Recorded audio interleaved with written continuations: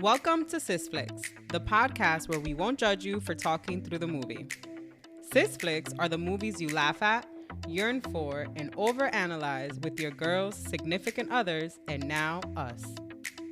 We are your hosts, Paola and Nadhya, two sisters and designers who discuss chick flicks we hate to love, tropes we love to hate, and all of the aesthetic choices in between. Join us as we break down our favorite movies together. Hey sister. Hey sister. How are you recovering after Springerton? I think I slept for like 3 days straight. After releasing the last the last recap. I kept forcing myself to try and get like around 8 hours of sleep. It worked at least once. After extreme exhaustion. Yeah, I'm recovering. And if you guys are new to us and you found us because of our Springerton / Bridgerton season 3 episodes, welcome. It's unhinged around here. Welcome to the Sis Flicks cinematic universe with your guides, Nadhya and Paola, two sisters who have lots of shit to talk about every single thing we watch. Absolutely. Thank you for coming back and joining us. Yeah, I hope you stay a while. I hope you look around. You sit in some of the armchairs. I hope you enjoy. We mentioned this in the episode as we were discussing it, but I'm going to need like a few months to recover from Springerton as a whole, and then I'll be able to rewatch. Then I'll be able to be a little bit more impartial. Well, I've already started my rewatch. You started rewatching it I was rewatching bits for recording. I was rewatching bits, like, bitch. And for analysis purposes. But now I've started my rewatch for leisure purposes. Yes. And part 1 is so good. They're so fucking cute. I'll be back. It's just a vacation. I'll be back in the land. Across the many lands. Across the many lands. Bringing gossip from across the many lands. So I'll be back. I just need a little break. And you know what? Needing a little break coincided with the fact that we promised to bring you guys an episode on the idea of you like 2 months ago. And here we are finally. Very glad to be back and covering another fun, light, beautiful rom-com like The Idea of You, and also talking about our boo. We missed him around here. Nicky G. He came We're up back. at least once. I'm almost positive in every single episode of this podcast. He has and we've missed him because he didn't come up during Bridgerton. I'm weak. Okay, continue. I'm just excited to be back in the Nicholas Galitzine. And that's not free, guys, by the way. That's us. We're keeping it. So nobody gets to use that. We got to make a sticker. We do have to make a sticker. We're all just stars in the Nicholas Galaxy. Oh, my God. There it is. There it is. It's all of us. We need to add that to the shop. Add that to the shop. Oh, speaking of, a little housekeeping before we get into it. We have one sticker for sale in our No, we shop. have a couple. We do? Yeah, we have our Sis Flicks sticker. We have our Horny Jail sticker for all of you guys who have joined us in Horny Jail once or twice or thrice. And we did a very small one for Riz Swagoo from our When Harry Met Sally episode. Oh my God. So no, we have a couple goodies. So Nadja's going to put the link to the shop in the episode notes. Mm-hmm. Yeah, guys, our CPT on The Idea of You. We have a lot of thoughts on this movie. We have a lot of thoughts on this book. They're going to be goofy and silly and light. This is a nice summertime episode. Listen to us while you're at the beach. Listen to us in your car. Listen to us on your commute. We're excited to talk about this. One of my favorite group movie watching experiences was watching The Idea of You at my apartment with my husband while simultaneously texting Paola and two of our friends as they individually watched the movie at their respective homes. But we all synchronized the start time and it was goofy, thirsty as fuck. The four of us were in Horny Jail by the end. It was a great time. It was very fun. My husband unexpectedly joined us in Horny Jail, but for Anne Hathaway. I was in Horny Jail for both. By panic. I was in Horny Jail for both. Anne looks amazing as always. Our rom-com queen since the early 2000s. Man, she looks incredible. There is no skincare like being unproblematic. It's just Kudos to her. She's just a very beautiful woman. She's a great actress. She's fun to watch, interesting to watch. I love seeing her in a rom-com. I'm not like a Anne Hathaway I'm not a Stan Hathaway, but I enjoy her anytime I see her in a movie. I haven't followed like her entire filmography or anything like that, but obviously she has been a very prominent actress for most of my life. So we're going to dive in. We're just going to get into it. You guys want to hear us blabber about ourselves, and if you do, that'll be in the next Hit Clips episode. But for now, we're going to get into the movie. Guys, today, as we mentioned several times, we are discussing 2024's Amazon Prime Studios, The Idea of You, released in May of this year, just 2 months ago, directed by Michael Showalter, screenplay by Michael Showalter and Jennifer Westfeldt, based on source material by Robinne Lee from her book of the same name released in 2017. And I just want to mention Michael Showalter. If that name sounds familiar to you, it's because he's been in this business a long fucking time. Not only has he been a director and directed many things, he's created multiple TV shows. He has been a screenwriter. He is an actor and a comedian. If you're familiar with like Comedy Central of the 2000s, Michael Showalter is a familiar face and voice to you. Some other stuff that he's directed or created or written are the TV series Search Party, Wet Hot American Summer, Wet Hot American Summer 10 Years Later, Wet Hot American Summer First Day of Camp, Wet Hot American Summer, the original movie, which is like... What in the world? Goofy. Wet Hot American Summer came out in 2001. It's just one of those fucking movies. I think that became kind of a cult classic. A bunch of different people who are like currently famous were in that movie. It's very goofy. It's very silly. He has really had like a very long career, and it's interesting remembering some of his Comedy Central stuff and seeing that he's like the director and part writer of this like rom-com movie. I just think that's really fun. I think that's a really fun resume to bring to a rom-com. Yeah, no, a lot of talented people involved with this whole project. Yes, absolutely.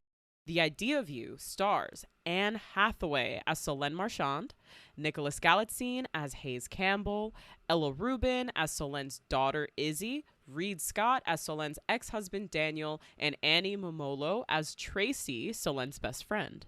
The music in this movie is by Siddhartha Khosla, the costume design is by Jacqueline Demeterio, and production design is by Amy Williams. Definitely bringing vastly different experiences in production design over to The Idea of You. And I think a lot of the production design on this movie was really successful.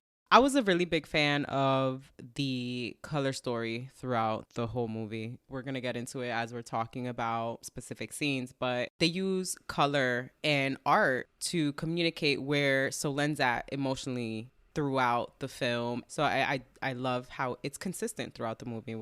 And the art director for this movie is actually an art director named Kat Rich, who is known most for Guardians of the Galaxy, which is pretty fun. Guardians of the Galitzine. I'm dead. Unfortunately, no, but coming soon. So I really like a lot of the art direction and production design. As Paola mentioned, we'll get into talking about the significance of some of the colors and how you can infer different things about Solène's life from the colors that surround her at any given time. Also wanted to mention one of the main producers on this movie is Gabrielle Union. Gabrielle Union, who actually had her own May-December romance titled The Perfect Find. Mm-hmm. It's on Netflix now, where she stars as a woman in her 40s who falls in love with a much younger man. Very similar dynamic to this story. Would definitely recommend as a watch if you find this story dynamic fun. And it's also an adaptation of a book of the same name, The Perfect Find by Tia Williams. That's maybe something we'll get into in the future. We can plan an episode for that. Gabrielle Union is a producer on this movie.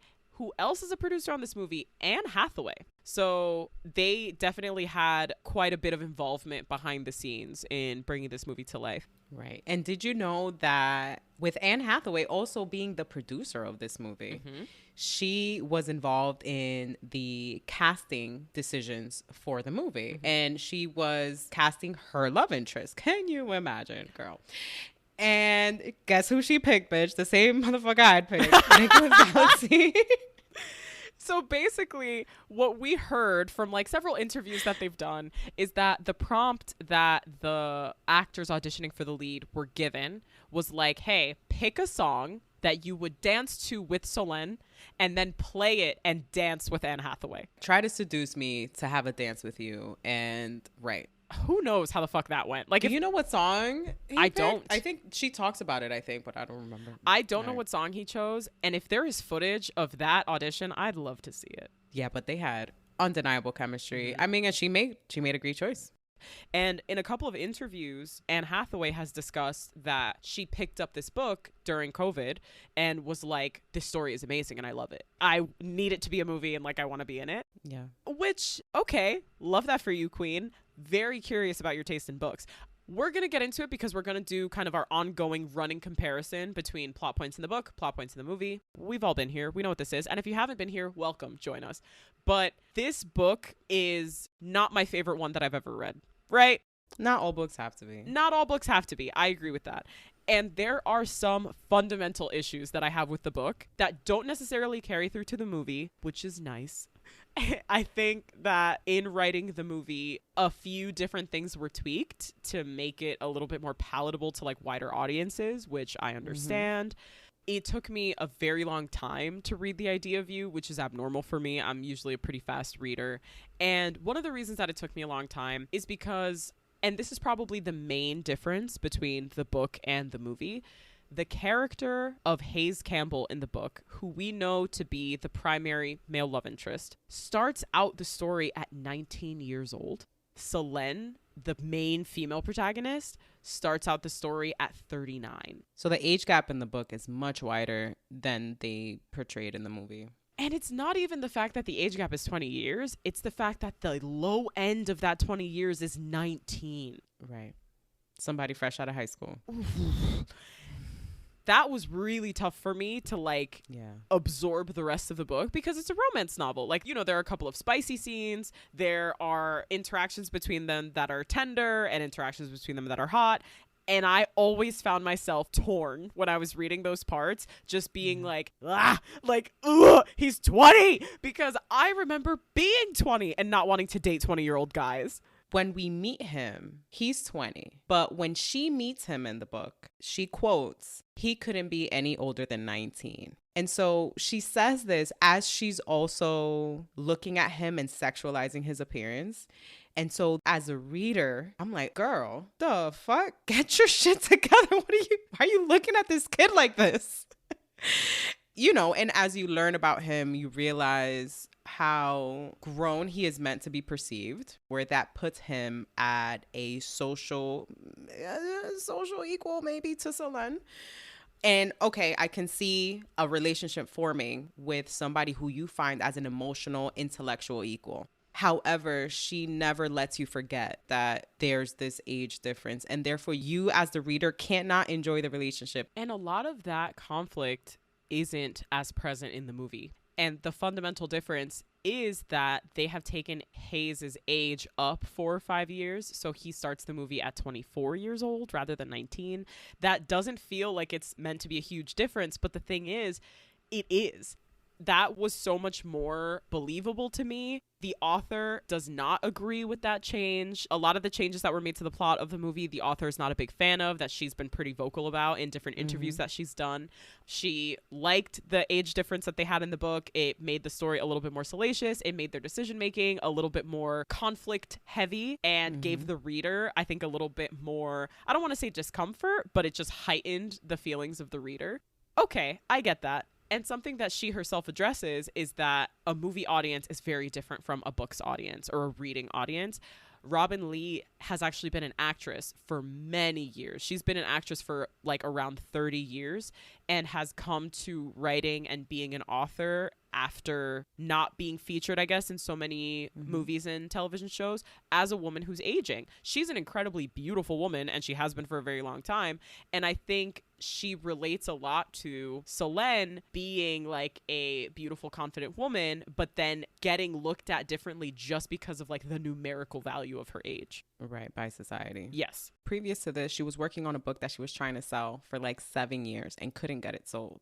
And when it came to her writing this story, in an interview, she mentioned that she decided that she was going to make the characters white in order to make the book more sellable, so as not to go through the experience she went through trying to get her book sold and published for 7 years. And eventually she just dropped it and then went into this project. And when I read that, that made me so upset. Yeah. The idea that you had to whitewash your characters to be able to sell this story because you couldn't sell a previous story about characters of color. It's infuriating. And I think maybe had she tried to sell that story now, she would probably have a different experience. But I think that publishing and mainstream books were different a decade ago than what we see now. Something that she even mentions in an interview that Paola sent me. God forbid that she had not only had two characters with a May-December age gap, making the woman the elder character and the man the younger character. God forbid they were mixed race, that one of them is black and the other is white. That adds an entirely different layer that kind of makes it impossible to focus on the age gap. If you want the age gap, it would have been more of a racial focus. Exactly. Because that's how society would have looked at that story. Yes. And even when she speaks about promoting the book, so after her book's been written, after it's been published, even the publisher didn't deem it like a great big success and didn't really promote it all that much. Most of her promoting of her story was herself through her own social media and word of mouth. And once the story got around and people are sharing it and you get authors to talk about it and you get other readers to talk about it and critics to talk about it, and then that's how her book was able to create a following. And this was published in 2017. The influx that it has received after it's been decided that it's going to be a movie. Oh, and guess who's starring in it? Anne Hathaway, Nicholas Galitzine. You know, now the book has gained tremendous popularity because it's been pushed forward by white media. Kind of going back a little bit to this book and the result, right? Because Robinne Lee put in a shit ton of work over many years to become a successfully published author. That's an incredible accomplishment. She was a lawyer. She graduated from Yale. Get the fuck out. Why was she in Hollywood for so long? So she's first generation American. Mm-hmm. Her parents are from Jamaica. There's a lot of pressure that comes with that. And so she went to law school and pursued a law degree to appease her parents. Did the bar, got her certification, and then was like, okay, now I'm going to go to acting school. God. And did that. And then wrote as well. I mean, she's got quite a journey. I think it's very interesting.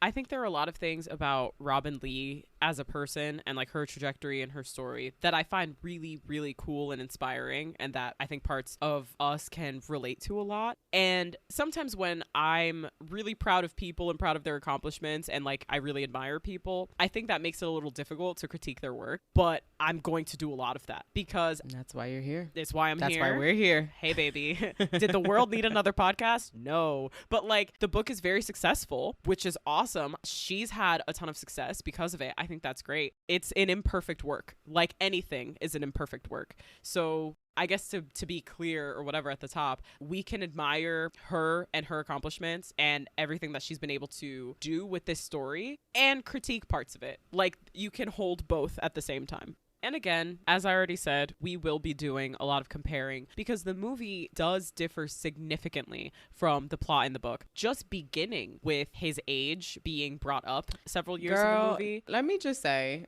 again, if you guys have been here for a while, one of my main things that I've always said, if I know that there's been an adaptation of a book, movie, show, I always prefer to watch the adaptation before I read the book it's been adapted from, because I can then enjoy the movie for what it is. I go back, read the book, and get a much better experience, get deeper into the characters, get more storytelling from the book. I end up being satisfied with the media, satisfied with the book. Anytime I do that the other way around, you know, most of us are like, oh, we got to read the book before we watch the movie. It's always disappointing. Anytime I do it, I'm never satisfied. And this is one of the examples where I'll say, I wish I hadn't read the book before watching the movie. You're set up to expect a lot more, when in reality, this adaptation and this movie is inspired by the book. It does not follow the same plot points. It does not follow the same conflicts. It gets rid of a lot of conflict. They took this book, which is meant to have a lot of layers, and really simplified it to have a nice, light, enjoyable rom-com. I think as reader versus movie watcher, there's a distinct difference in like what type of story you're getting. And I think that has to be clear going into it. There are people who consider themselves to be big fans of the book. They were likely very disappointed when they saw this movie.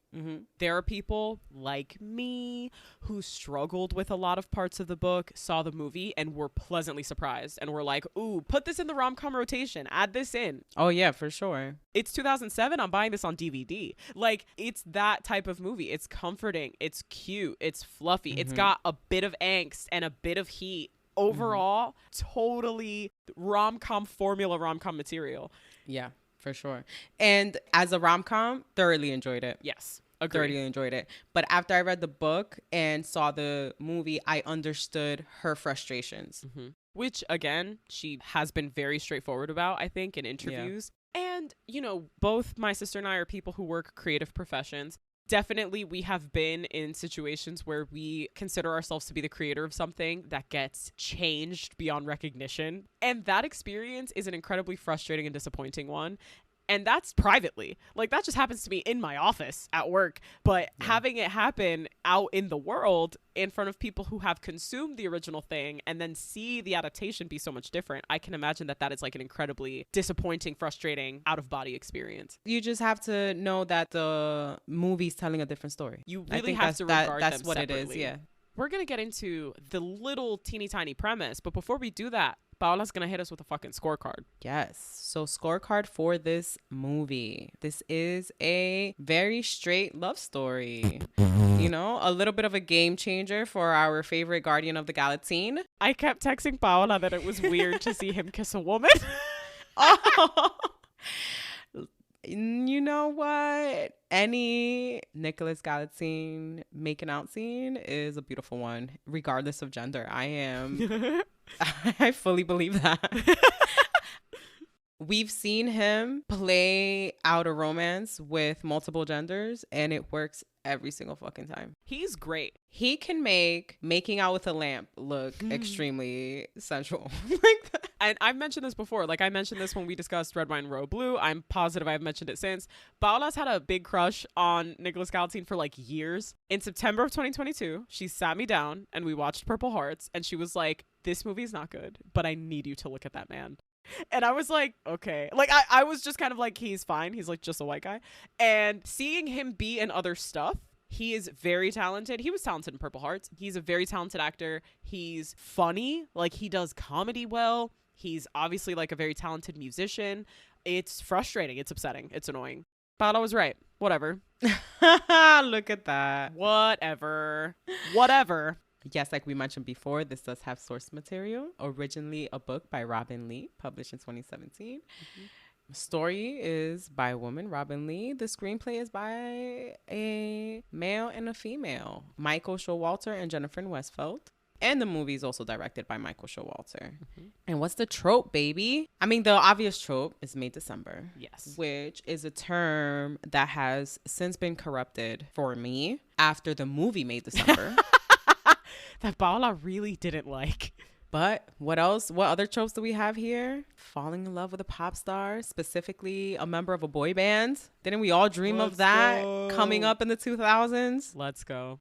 And to give you guys the back of the book summary, teeny tiny summary. Solène Marchand, the 39-year-old owner of an art gallery in Los Angeles, is reluctant to take her daughter Isabel to meet her favorite boy band. But since her divorce, she's eager to be closer than ever to Isabel. The last thing Solène expects is to make a connection with one of the members of the world-famous August Moon. Hayes Campbell is clever, winning, confident, and posh, and the attraction is immediate.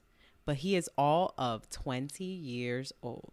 A series of clandestine trysts quickly evolves into a passionate and genuine relationship. Solène and Hayes' journey spans continents as they navigate each other's worlds, from stadium tours to international art fairs to hideaways in Paris and Miami. For Solène, it is a reclaiming of self as well as a rediscovery of happiness and love. When Solène and Hayes' romance becomes a viral sensation and both she and her daughter become targets of rabid fans and an insatiable media, Solène must face how her romantic life has impacted the lives of those she cares about most. Dun, dun, dun. And something interesting that I find about this back of the book summary is we start identifying Solène by her age, second, her career, and third, that she's a mother. You know, and one of the things that I think I've taken most from this book and this movie is that, of course, yes, it's the May December story. To me, the conflict of her age is much less than the conflict of her relationship with her daughter. At the end of the day, I would argue that the true dilemma of this story is Solène as a mother trying to have this relationship that she feels puts her daughter second. Because this could have very easily worked out if she was single, no kids. Mm-hmm. Anytime I hear this movie described and it's like, oh, it's about a 40-year-old woman who falls in love with a young man.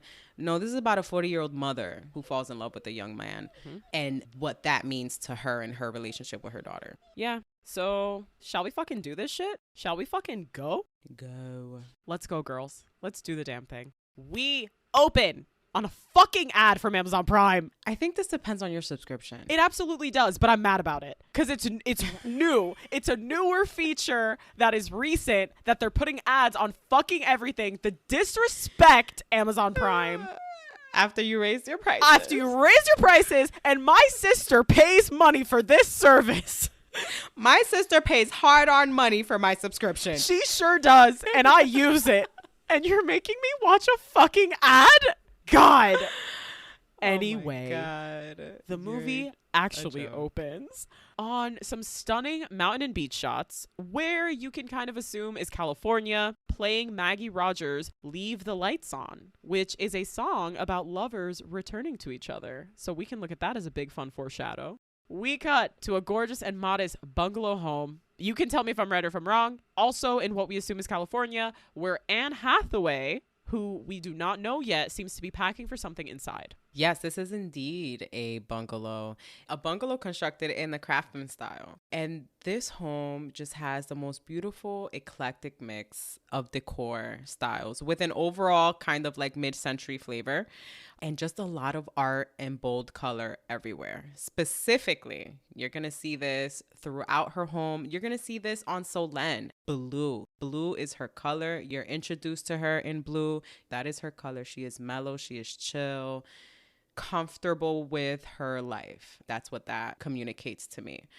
Throughout her home, you see specifically blue, red, and yellows throughout, our most basic primary colors. But when you use them together in their bold, pure form, they're really energizing. And in almost every shot of this movie, in her home or when you're with Solène, you see that trio of colors in one way or the other, even down to the lighting. Throughout the movie, they incorporate this trio of primary colors. There's quite a bit of storytelling there for Hayes and Solène's relationship. And you're going to hear me bring this up throughout. You will get tired of me. That's what we love. So by her home, you're supposed to get the impression that she's artistic, but also laid back in the sense that she doesn't want more than what she needs, but she also seeks excitement within her life. If people are familiar with color seasons or understanding their physical color typology and the colors that suit them best, Anne Hathaway is very fair-skinned. She's dark-haired. She's got these kind of gorgeous, huge eyes. High contrast. Anne Hathaway very much suits a winter palette. You're looking at like cool toned jewel colors, like beautiful sapphire blue. That's like mainly what we see her wearing. She also wears plush fabrics. We see her wear velvet a handful of times. She just has this sense of depth both to her color and to the style of clothing that she wears. Even texturally, plushness, depth, something soft. Speaking of her wearing all of this beautiful blue, when we see her initially in her home, she's wearing a stunning midnight blue dress with elbow-length sleeves, knee length. If you want to start doing this immediately, it's very age appropriate. And her hair is long, probably around elbow length, with blunt bangs that sit right above her eyebrows. She looks fucking amazing. Anne Hathaway's a beautiful woman. She looks amazing. Like, the stylists for this movie and the costume designers did the damn thing. She looks so good. We're seeing her kind of choosing between books. You can assume, again, she's packing for something, she's going on a trip. We see a book about the San Bernardino mountain trails with a map. We're assuming that this is where she's going. Camping for dummies. So she is probably going camping. A book called Blood, Water, Paint. And a book called Ninth Avenue Women that she picks up, second guesses, and goes, I won't even read it. Ninth Avenue Women is a book about some of the biggest female painters and artists in like the New York art scene in the latter half of the 20th century. So I thought that was a pretty fun, where she's like constantly wanting to read on art and get better at her understanding of art. The doorbell rings and she answers, hugs the woman at the door, who we eventually learn is Tracy, her friend. Tracy has bought a piece of art through Solène. They unwrap it. It's an abstract portrait of a woman. It is a very blue heavy portrait.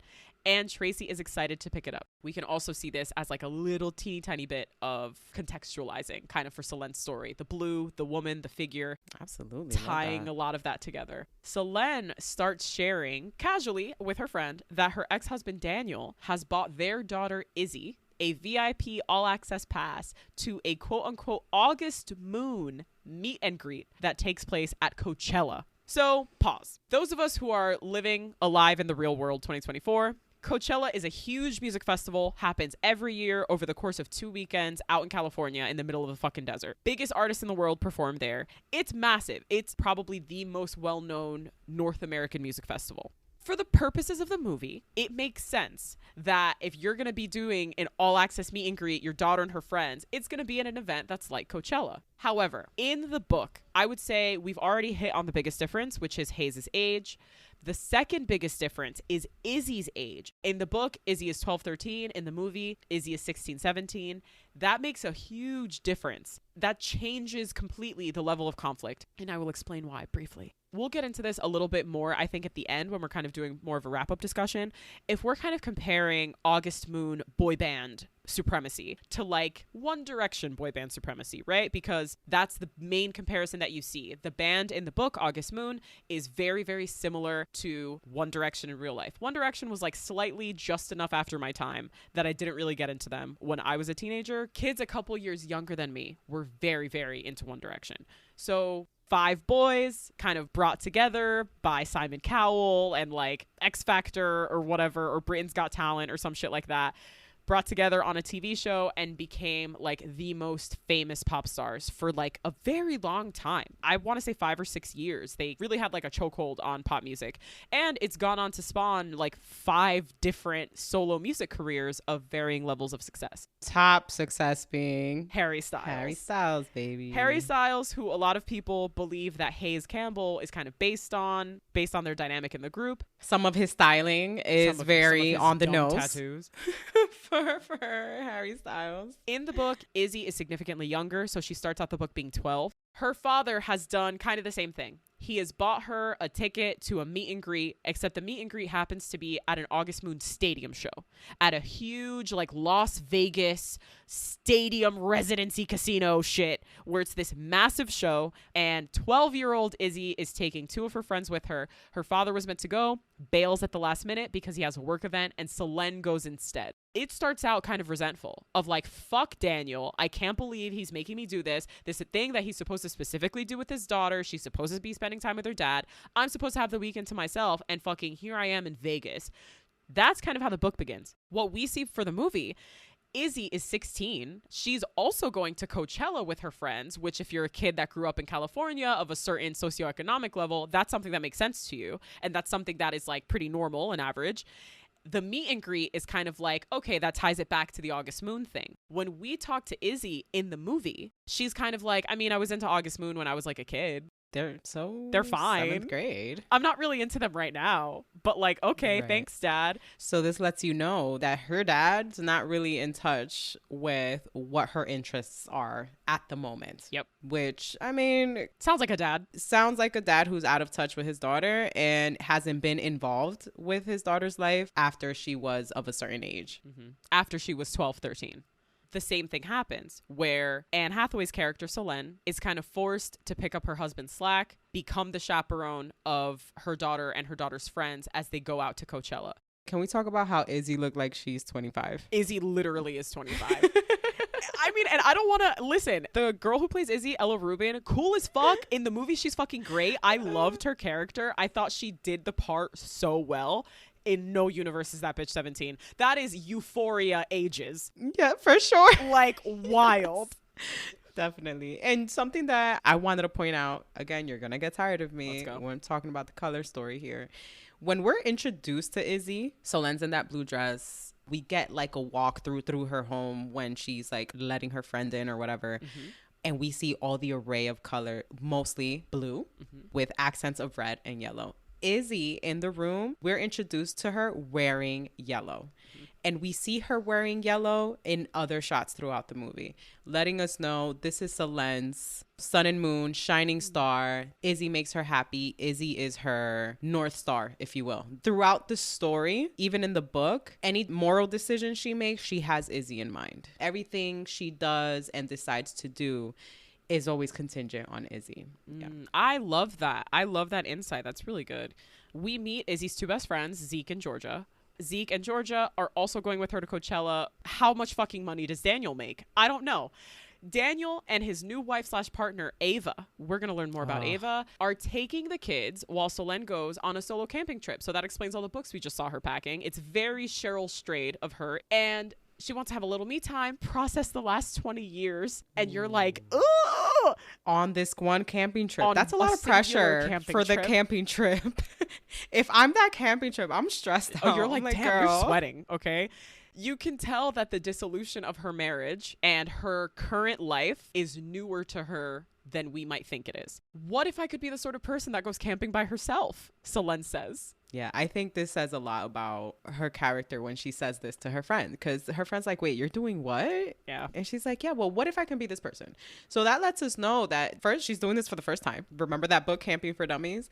You know, and she's kind of on this path of trying to rediscover who she is after her divorce, right? And trying to figure out, I guess, rediscover who she is on her own after a marriage. And any person who's been in a long relationship can maybe relate to that after your relationship, like, oh shit, who am I as an individual?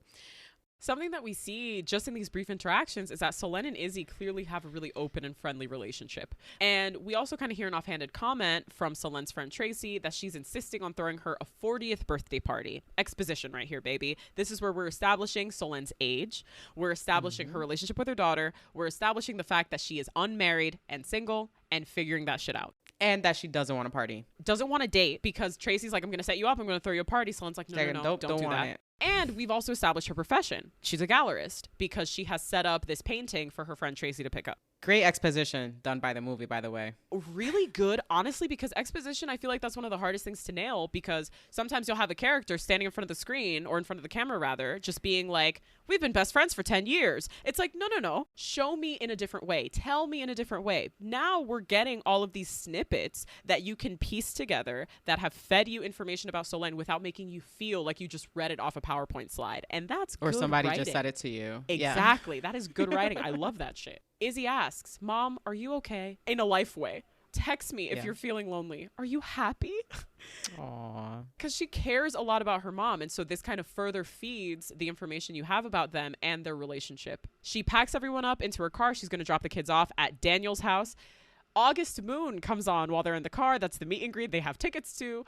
And everyone ends up singing along to the song that they previously called So Seventh Grade. It's very sweet. You're already bubbly. It's like a cute beginning to a movie. We've established that Selene is driving them to Daniel's house. They will be going to Coachella from there. They pull up to a stunning, modern, expensive home. And he greets them out front with Ava, his very beautiful new partner, much younger, by his side. Izzy and all her friends love Selene. They all say, okay, love you. Okay, see you later. Love you. You're the best. In like a way that is so fucking cute. And it's very young mom. You know what I mean? My favorite thing she says is, don't be stupid. Yes. Be good, stupid. I've held on to that. I'm like, oh yeah, no, that's it. I've taken that. That's mine now. meaning letting you know, like, hey, I'm protecting you, but also have fun. Be a kid. I love the dynamic of their relationship. And then what I also love is then you see the grasping of Ava and Daniel trying to, I want just some of this love and energy Solenn seems to have. They want to invite her in. They want to spend time with her. Come into the house. Come see. Ava wants to compliment her. You know, she wants to be part of this love that she sees Solenn receive. She wants to compliment her and be open. Solenn's like, nah, ain't it? Ain't it? It's like, hey, Ava, we all make mistakes, but no, we don't have to be friends. No. So Solenn goes to leave. She gets right back in the car. She's like, bye, I'm out of here. Compliments notwithstanding. And Daniel, who is just fine, approaches her car to talk to her before she drives off. Something that was notable to me is that she only rolls the window down halfway. Oye, she does not want to talk to you. She's like, you don't get full access. You get half the window. She's like, whatever you need to say it quickly. I'm out. Say it through these top 5 inches of open window. Yep. She doesn't remove her sunglasses, which this is very old school of me, but I had a boss once when I was in college and I used to give tours and shit like that. And we would all wear sunglasses because we were doing a lot of work in the summer. It was sunny as fucking hot.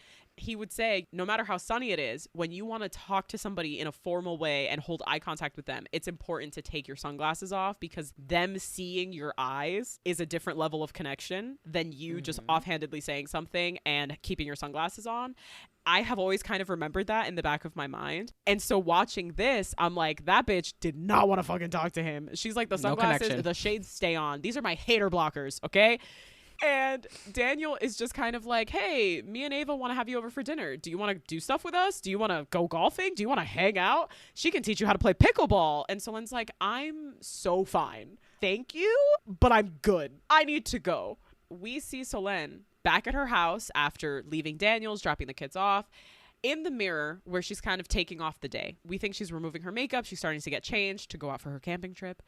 She's giving the audience a little bit more exposition, clarifying what we got in the previous scene in a way, again, I will commend the movie's writers for this, that feels organic to the viewer. She's looking in the mirror and she's like, me, I love your dress. Yeah, shut up, Eva. I don't fucking like you. Like, it's relatable because who doesn't do that? Even if you're not saying it out loud, you're looking into the mirror, you're thinking about confrontations you've had that day, and you're like, fuck this person. God damn it. I should have punched her in the face. No, you were just nice and you bit your tongue because your kid is there. And that's fucking realistic. You know, she's annoyed with herself for not being sharper or meaner to Daniel. She thinks she's being too nice. It honestly seems to the viewer like she still finds being around Daniel very painful and tender. You don't get the sense that she still loves him, like romantically. You don't get the sense that she still wants to be with him, but you can get the sense that that betrayal still feels pretty fresh. Yes. And that's the difficult thing for her to parse and overcome, which of course it is, as it would be for anyone.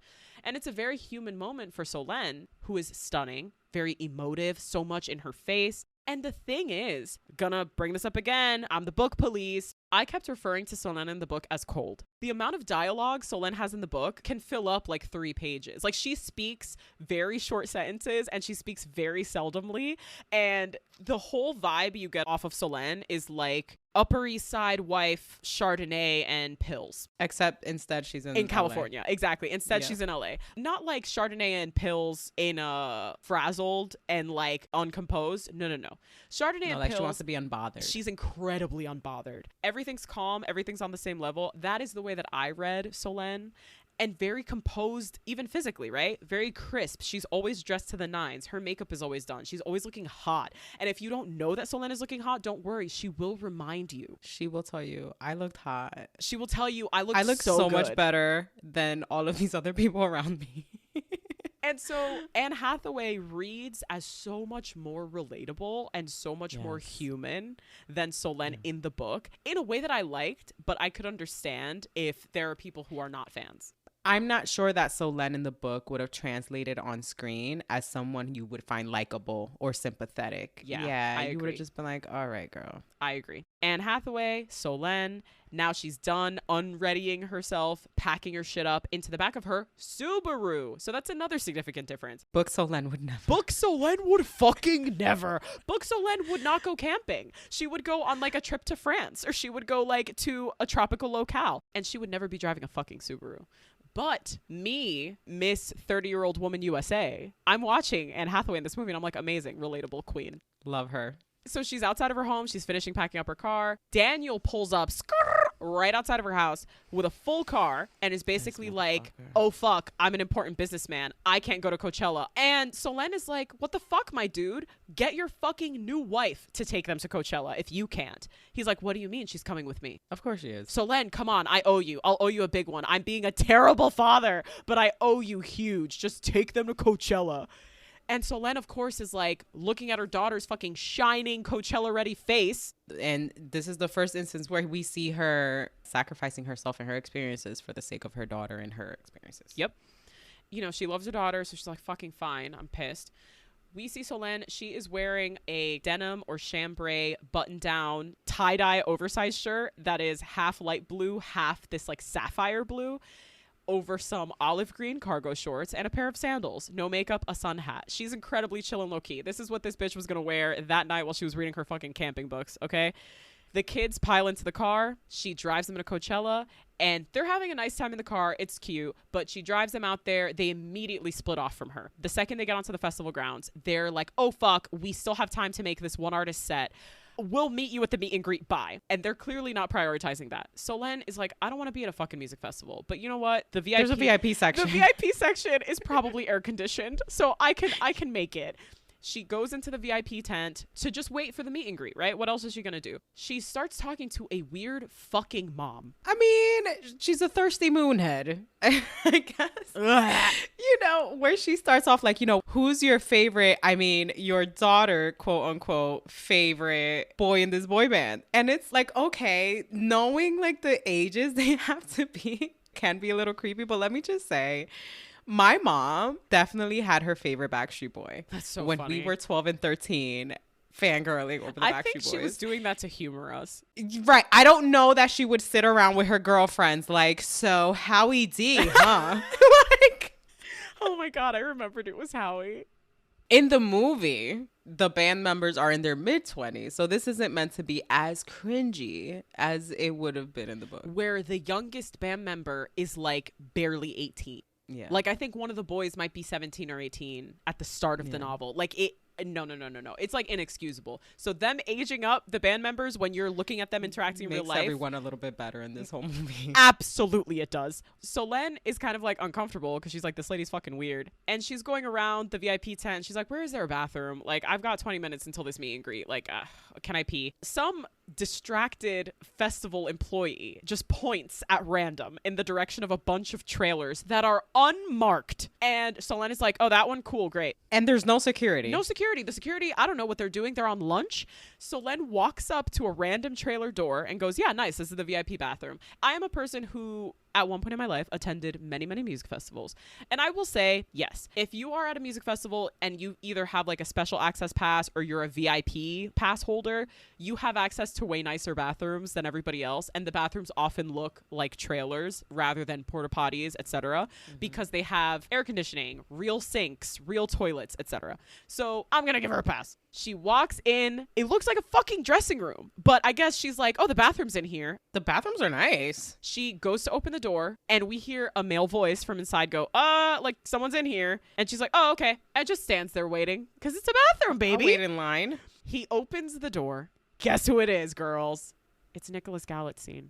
He looks good. They do these two shots where you just get a close-up of his face as soon as he opens the door, followed by a close-up of her face. And just from that like split second of each of their faces, you get that they're both like, oh shit. Oh, you're cute. What's good? Like, oh, hi. This movie is by Panic. So clearly Solenn, even though she has barged into this trailer, does not know who she's faced with and just wants to pee. They make eye contact for like a second too long and she's like, can I pee? And he's like, yeah, sure. And you can tell he's very confused, but he's rolling with the punches. She pees, comes out, and he's sitting on like a little couch that's outside the door to the bathroom. And she goes, hey. And he's like, hey, you're in my trailer. I'm one of the band members of August Moon. Oh my God. Can you imagine? Trágame tierra. I'd pass out, I think. I'd make it worse for myself by passing out in his trailer. She is flustered and embarrassed, but also rolls with the punches. And he asks her to hang out. This little move right here where she's like, all right, well, I'm embarrassed. I want to see my way out. He's like, actually, do you want to hang out? Who wouldn't want to hang out with Anne Hathaway? She's stunning. So I would want to hath out with Anne Hathaway.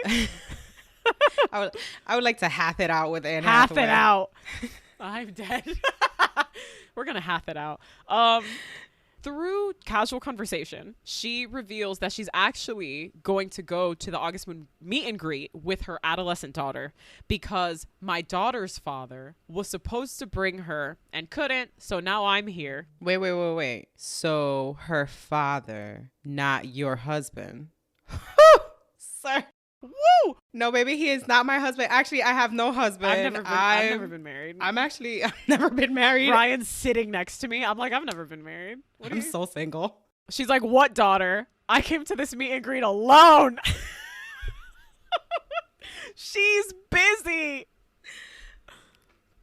So as they're having this little chat and shit's getting a little, I don't know, it's getting a little steamy in there. Just kidding, just with their words. Some of his handlers enter the trailer and kind of burst their bubble. Did you catch when this is one of those lines that you miss, but when you pay attention to, it's hilarious. He goes, "Can I offer you like a kombucha?" which is like I know exactly what just you're like say. a salad dressing. That was really funny. And I think she says like, yeah, I know what kombucha is. Like, so some of his handlers enter the trailer. So his bodyguard, probably his manager, they kind of burst their bubble.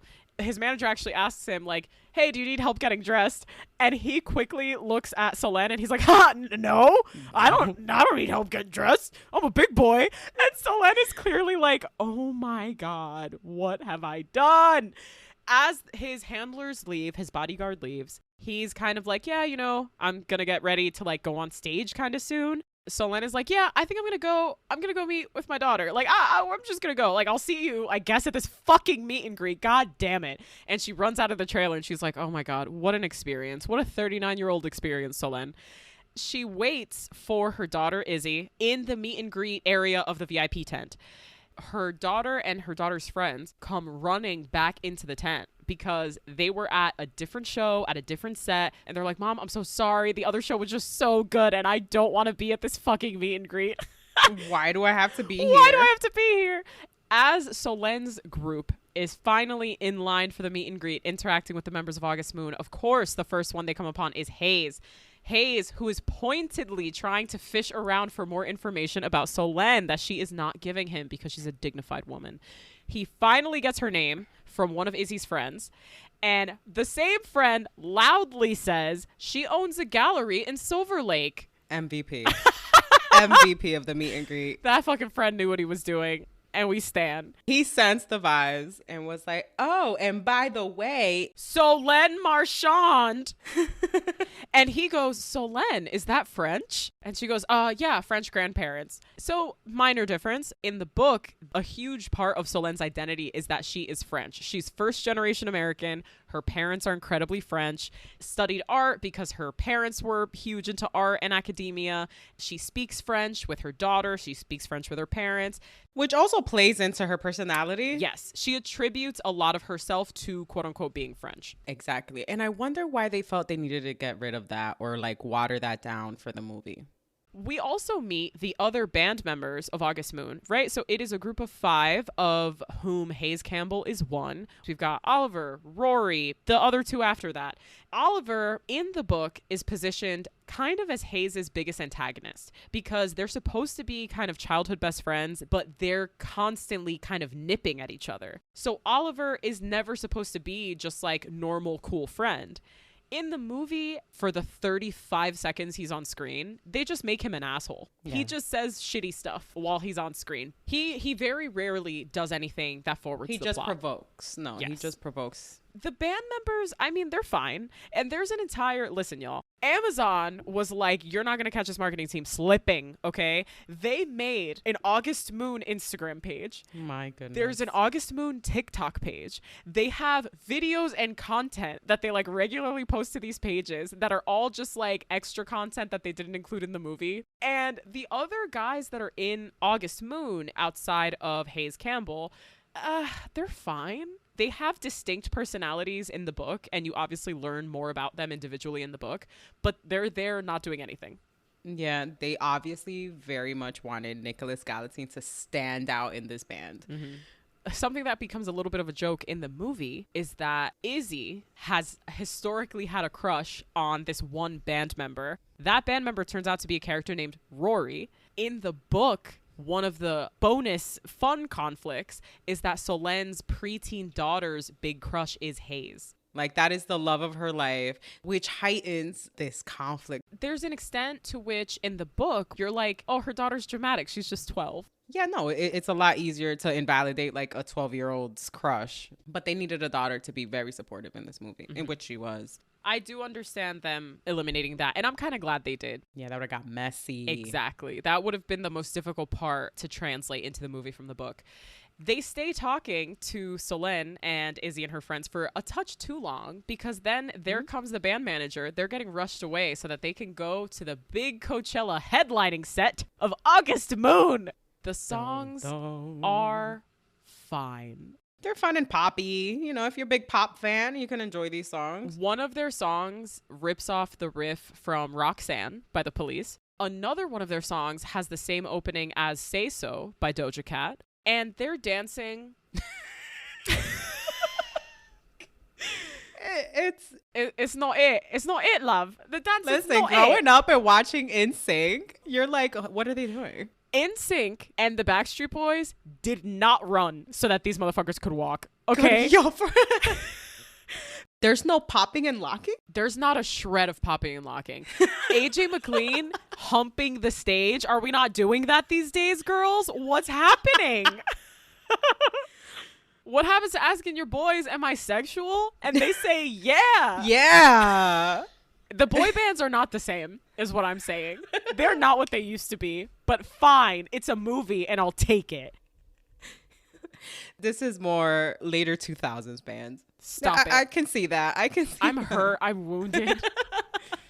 Backstreet Boys and NSYNC, they have joints that'll never recover. And these guys are out here just like bopping around the stage, just like swaying. They're two-stepping. They're two-stepping through the whole song. God. We sound like we're a million years old, by the way. I'm 100. I'm so fucking old. Again, they're the evening headlining performance of this particular day at Coachella. I really like the way that they directed the concert portions of this movie and a lot of portions of this movie. Overall, I really like this movie. As we're watching the show, Hayes kind of seems like he's the main guy, even though there are 5 of them. He dedicates the song Closer to Solène anonymously. He says, I'm going to dedicate the song to someone I met tonight, and finds her in the VIP section and makes a lot of eye contact with her while dancing badly. And she's loving it. She's fucking living. And you know what? I would be too, baby. The song says, I know you're a little bit older, but baby, rest your head on my shoulder. I want to get closer to you. Solène, besotted. Charmed. And he's pointing at her. I mean, can you imagine?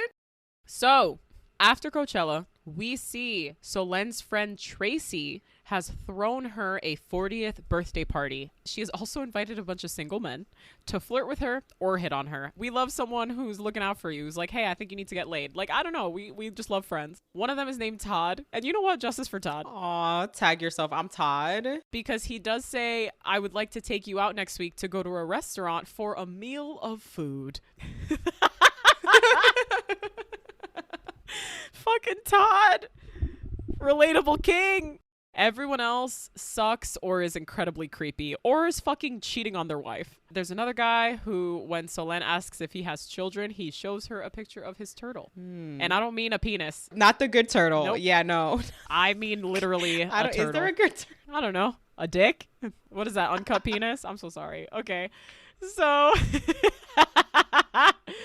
after that, Solène is at work at her gallery in Silver Lake, the Marchand Collective, as it is called in the movie, when her assistant comes up and urgently calls her to the front. In the book, Solène co-owns this gallery with like her best friend from the art world. They met when they were both doing like their graduate degrees or something like that. And she kind of plays the part of Solène's conscience. Anytime Solène makes any decisions, her friend is there ready to crash land her on Earth. She's also the source of a lot of Solène's internal conflict about her eventual relationship with Hayes.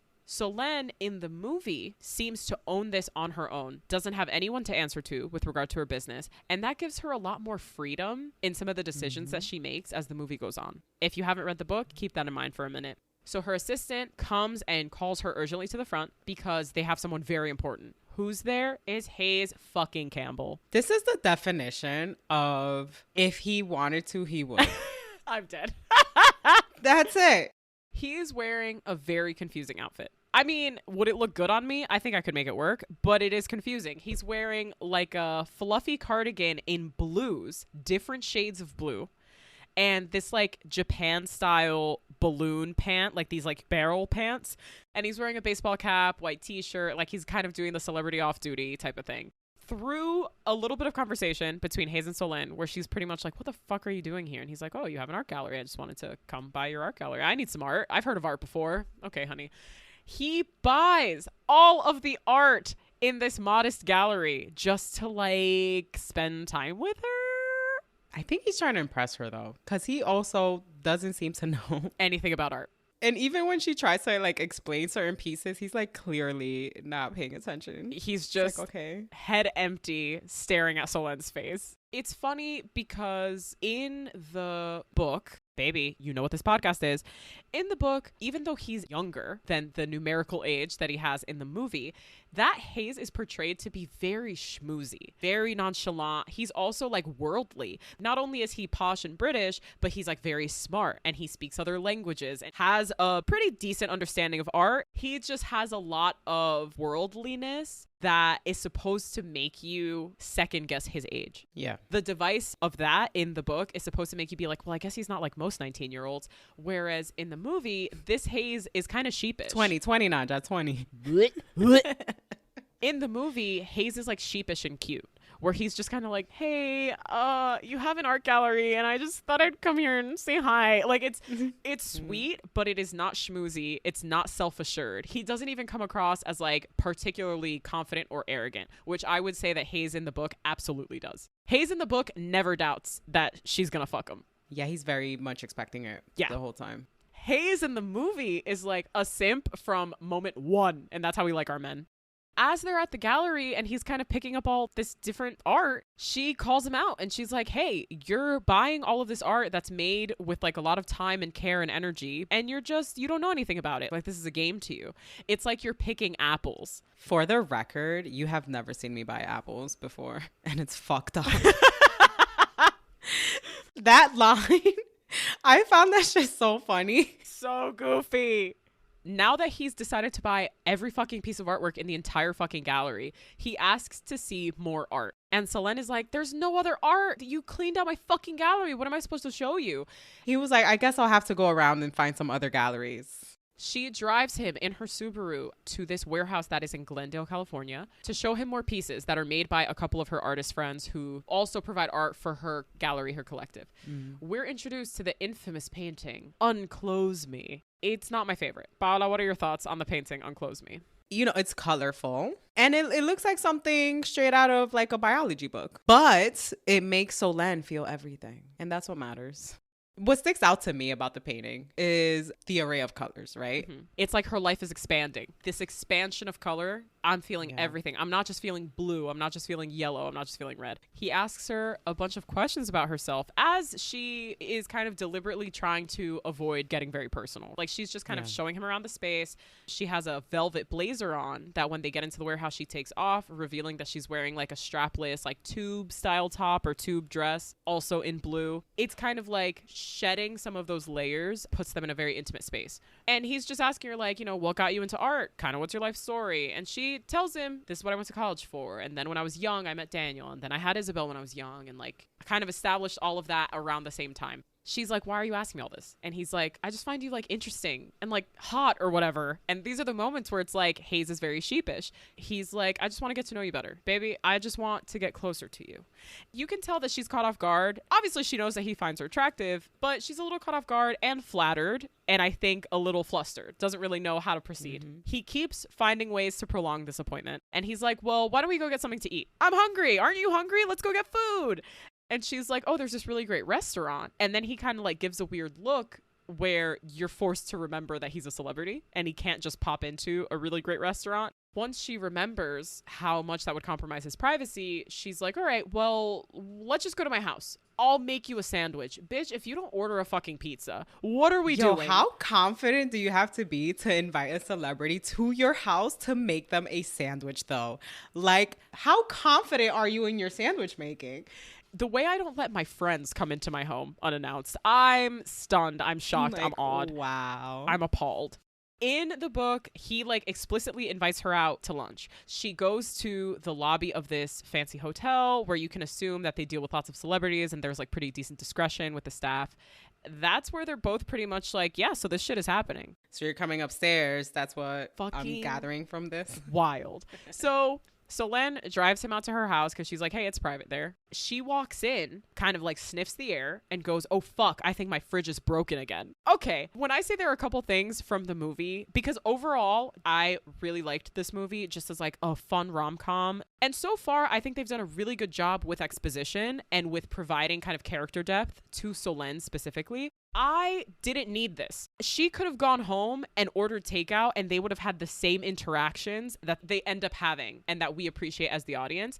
Why is her fridge broken? I think they just want to drive home that she's chilled, laid back, and also he rolls with the punches. He's chilled and laid back as well. Yeah, Ryan said that maybe it's like kind of to display more of their chemistry because they go back and forth a little bit like as they're doing fridge clean out and it's like a little bit light for their characters. And something else too is like as they walk into the home, she's like, oh, I'm sorry for the mess. Psych, it's like a beautiful home. Yeah. But he in turn is like, oh no, it feels like a home. You get the impression that he appreciates and treasures that feeling of home and being somewhere where it's not prissy and uptight. And he probably is just living in hotel, like, which I Right. imagine sucks. I mean, I understand it. For the point of, like, character exposition, giving them opportunity to play off each other, giving a comedic break for the audience, I get it.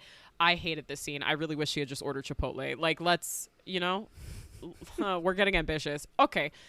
After they've fucking cleaned out her fridge and she makes them a sandwich, they have a conversation that kind of is just dealing with vulnerability. We fully learned Solène's history with Daniel. They met when she was young, got married young, had Isabel young. He does undescribed work at firm. I guess he's a lawyer. So he's lawyer at the firm, rose up the ranks, made a lot of money, and at some point in their marriage started cheating on her and was cheating on her with a younger woman 3 years prior to the timeline of the movie and decided to leave her. Solène was ready to work on their marriage and he said, no, I'm cool. I'm going to stay with that girl. I'm out. That's kind of like her laying out why she is the way she is and why she is who she is. And earlier before that, he also kind of expressed some trust issues that he has, right? We learn a little bit about his dad and he has a hard time trusting people around him because of his celebrity, especially because he became a celebrity at such a young age. He could really easily get taken advantage of. I think another reason for this scene and also why I enjoy watching this scene is, here they are, they're both talking about having trouble trusting people, having these trust issues. Yet here they are, still practically strangers, sharing a homemade meal in Solène's home. And it feels so intimate and they're already so comfortable with each other. They go on to, as they're having this conversation, eat quote unquote legendary sandwiches. And something that I found really funny was that we made a couple posts about the idea of you around the time it came out and we originally watched it. And a listener actually messaged us and told us that the chopping sound from when she's chopping tomatoes to put in their sandwich was actually the chopping sound from like an apple and not a tomato.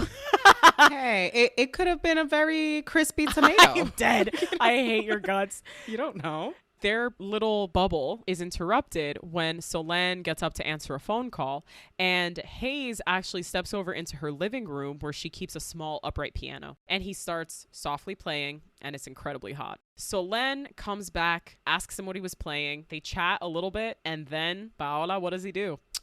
She's like, oh, I what are you playing? I like it.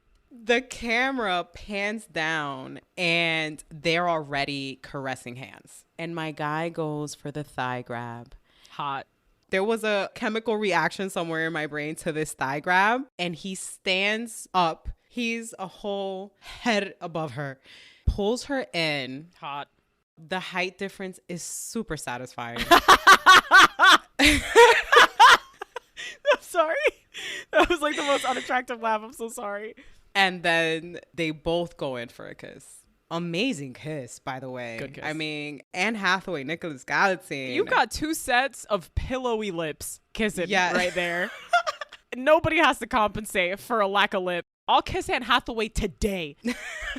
Both of them. So she breaks this kiss like 3 times saying, I could be your mother. And he goes, but you're not. And she goes, but I could be. And he goes, but you're not. Woman, if you don't shut the fuck up and let this man ravish you. He is down bad crying at the gym. He was already down bad, but then he kissed you. The shit got 10 times worse. Like, he's not going to stop pursuing you, my girl. When she breaks from the kiss, she has to let out this breath. And I'm like, girl, sing. Yes. He says he wants to see her again. And she pretty much shuts him down. In what world am I dating like a pop star? For sure. Hey girl, I get it. I wouldn't start to get it before, I don't know, sleeping with a pop star, but fine. Okay. I might consider it like later. While she's distracted for a moment as they're right by the front door and he's getting ready to leave, he slips off his watch and leaves it on her entryway table. And something that I want to say about this watch is that earlier in the movie, so literally in the moment where she mistakenly goes into his trailer, his manager comes into the trailer and is basically like, hey, you got that Tag Heuer campaign. Tag Heuer being the famous watch company. Same thing happens in the book. He secures this Tag Heuer partnership and they send him an array of different watches and he's supposed to be wearing them all the time, different press events, at concerts. And he ends up giving her one of his watches because he doesn't give a fuck. To him, he's like, oh yeah, whatever. I've got this like expensive watch. Here, you should have it. It's like my girl wearing my letters, my varsity jacket. It has like similar vibes to that.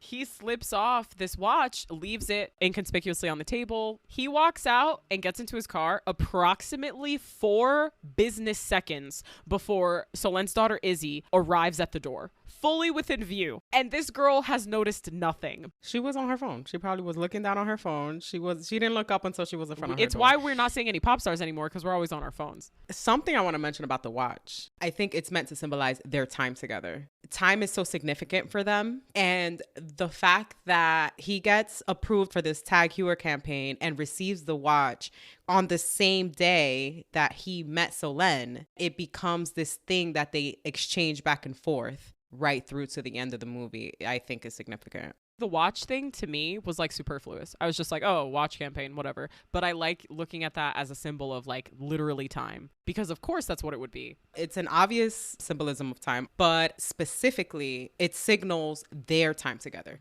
So as Izzy walks in the door, that Solen is right behind because she has just walked out Hayes Campbell and she's incredibly flustered. Izzy's like, Mom, are you high? Did you take another gummy? Like, what's wrong with you? And Solen's like, no, I'm fine. Like, relax. And she goes, okay, I'm going to go pack for camp. Solen recovers. She goes to check her appearance in the mirror after Izzy goes upstairs, and she realizes, oh shit, Hayes has left his Tag Heuer on the console table. Very deliberately, we cut from there to Solen driving Izzy to camp. They listen to the artist St. Vincent in the car because Izzy has already mentioned, as they were on their way to Coachella, that these days she's not so much into August Moon. She's really into vicious female singer-songwriters. Very specific. That sounds like a Spotify daylist name. Vicious female singer-songwriter. Screaming, sad, vicious female singer-songwriter.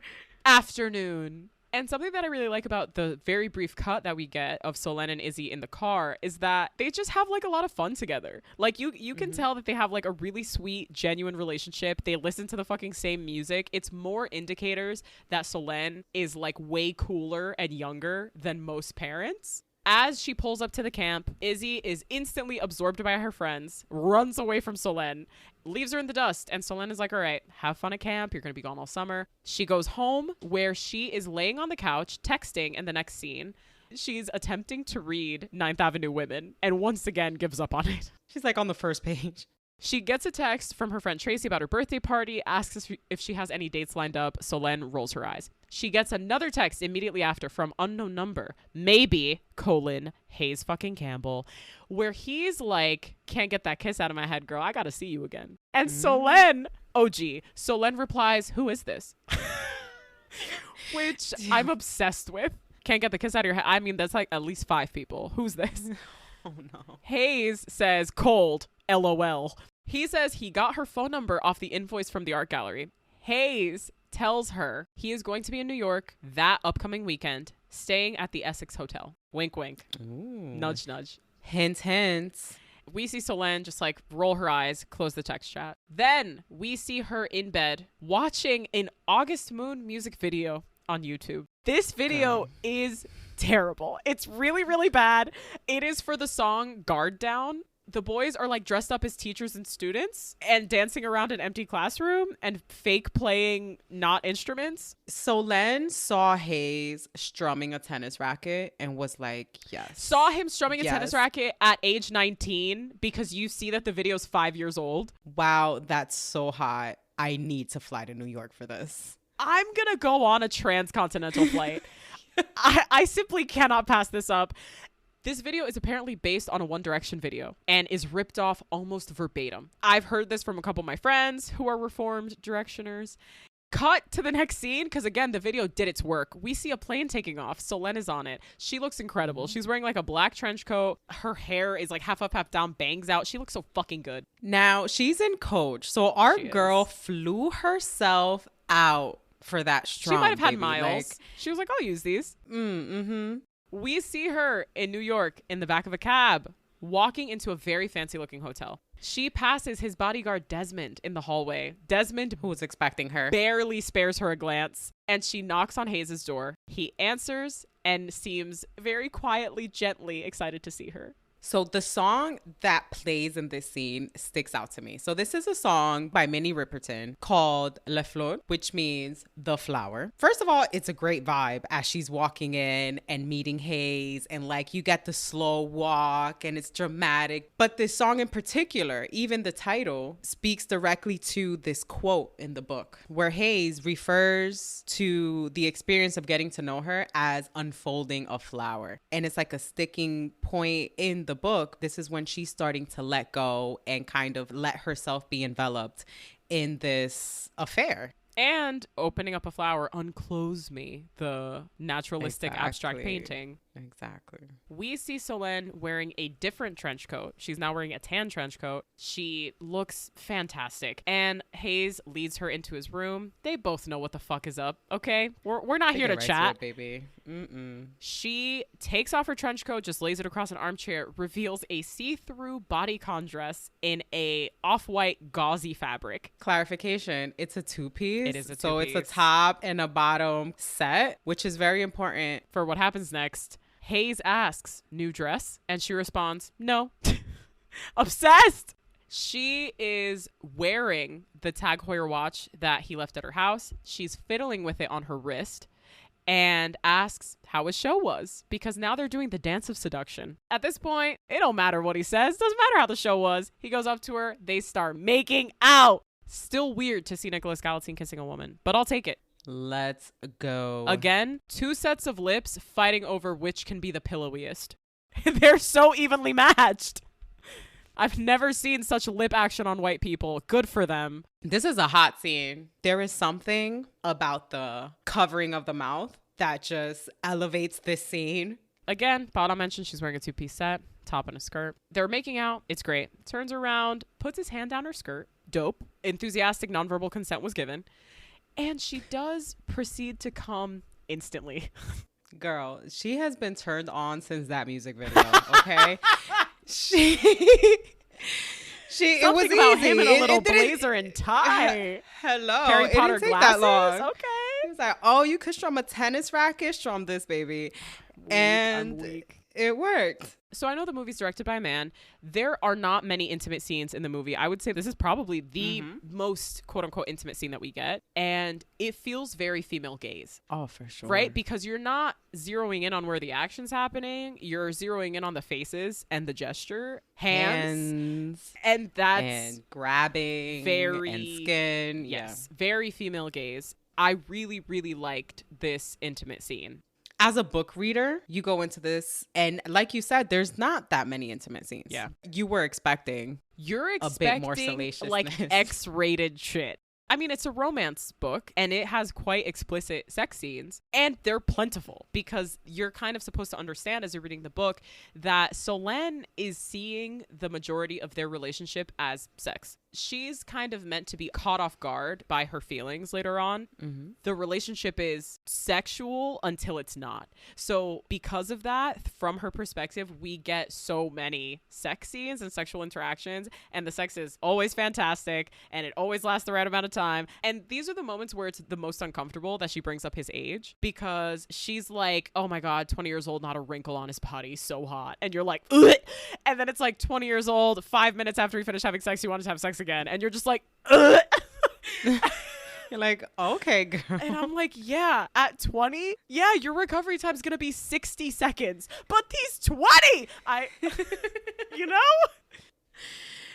She compliments his penis so much in the book. She's very, very into his penis in the book in a way that makes me feel real weird.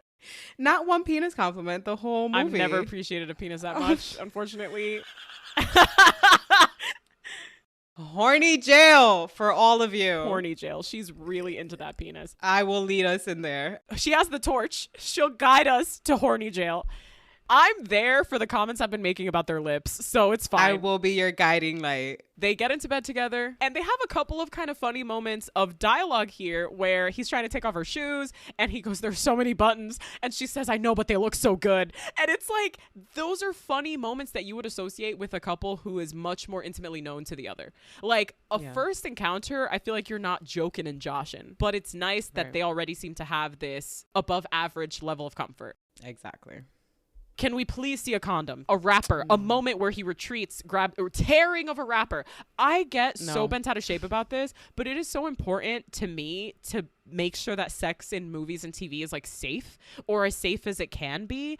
And I know that it's like not sexy to talk about, hey, condoms, hey, have you gotten tested? But it's also conversations that you have with people if you're having sex with like multiple partners, because you have to take care of yourself. At the very least, I hope you're having these conversations. I think we're at a time in the world where like just take the half second to a sound of a condom tearing, because I feel like too many people are bamboozled by like watching movies and being like, well, no one in movies ever talks about having condoms. It's like, yeah, because it's fiction. Unless it's written in the script, the character's not going to get pregnant or an STD. But in real life, you might. Right.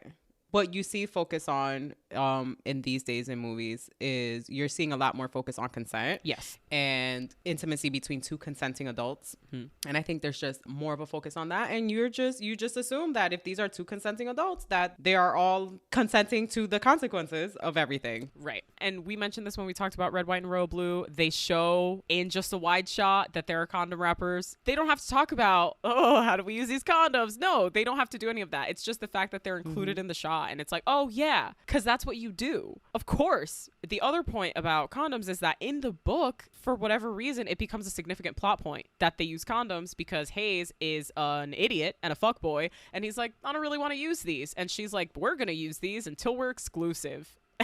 In the event that we become exclusive. And so then that becomes kind of like a symbol of how much their relationship progresses throughout the book. Back to Movieland. We cut to Hayes and Solène laying in bed. Hayes ordering room service and ordering chicken fingers, BLT, fries, and a cookie plate at Solène's behest. I had my salty snack. I need a sweet treat. So in this shot, we notice, all right, in this room where they just had sex for the first time, this room is bright red. A complete contrast to her very blue and comfy home, right? Red symbolizing passion, as well as symbolizing her stepping out of her comfort zone into this very red and passionate encounter. And her dress is off-white, which I think symbolizes like openness to the entire experience. Like, I'm here, we out here, and we're down for shit. So I'm wearing white today. And also, right in the middle of the composition of this shot where he's making this phone call, ordering, the plate of cookies, they feature a bouquet right in the center of this composition between the two of them. Again, hinting back to that line from the book, which is very significant. And it's not said in the movie, but it's shown. And this message is being sent to you in different ways of this unfolding of a flower, how he portrays her in the book. It's just one of my favorite lines in the book as well. And I'm sad that they didn't say it, but they symbolized it in many different ways. Mm-hmm. After this, we cut to them listening to music on the TV, and this looks like the old Music Choice channels that you would get if you had like an expanded cable package back in my day. What they happen to be listening to in this scene, as we see flash on the TV, is Wang Chung song titled Dance Hall Days. And this song is from 1984. Wang Chung is an English new wave band that were formed in London in 1980. The name Wang Chung is Chinese, which means yellow bell in English, and it is the first note in the Chinese classical music scale. So I thought that was interesting. It's funny that the song is from 1984, and that would be right around Solen's birth year. Oh shit. If her 40th birthday was in 2024.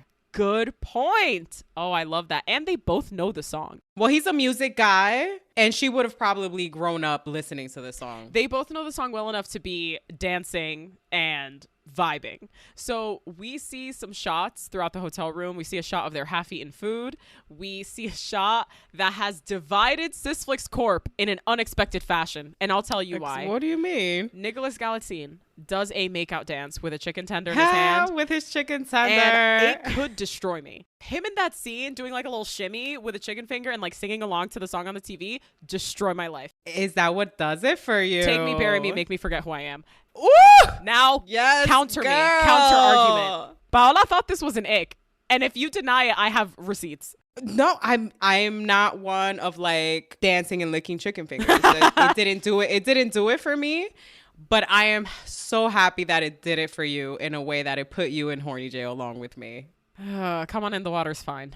So they basically just have like a long, silly dance party to this song. Like, honestly, it is a very cute scene. One of the lyrics from this song is, "We were so in phase in our dance hall days." Aww. And I feel like that's another kind of indicator of this temporary period of time that they're sharing, this bubble. What I love so much about this scene is you see this very fun side of both of them. So for Hayes, you would kind of expect it from him. He's a young guy. He's full of energy and he's a singer and a dancer. So this is very in character for him as we've gotten to know him. Mm-hmm. For Solen, it's such a shift in how you've seen her up until this point. And she's just letting loose, having a good time, dancing in her underwear. He's dancing in his underwear. It's such an uninhibited joy. And there's no judgment and just fun. So this hotel room is really like red and black. I kind of hate it. It just feels a little bit smothering. And I think it's almost supposed to give you the sense, aside from being red and knowing kind of how they're using color as symbols in this movie, it's almost like a little bit of a cave. They feel very, very separate from the outside world. Even though the windows are huge and you can see the city, it's nighttime. The city's black. So it just has this closed off feeling to it where they're like the only two people in New York. Anne Hathaway is wearing really, really good lingerie. She looks amazing. And we cut to them laying in bed. What we can assume is a little bit later. Hayes is playing guitar. We learn that he didn't know how to play any instruments prior to being in the band because, quote, they told us it wasn't necessary, unquote. Ooh. He starts to tell Solen a story. A few years prior, his manager tells him that his favorite singer from his favorite band wants to meet him. And he thinks, hell fucking yeah. Maybe he wants to collaborate. Maybe he wants to do a song. That's so fucking sick. And he goes to meet him, and it is his favorite singer's 10-year-old daughter's birthday party.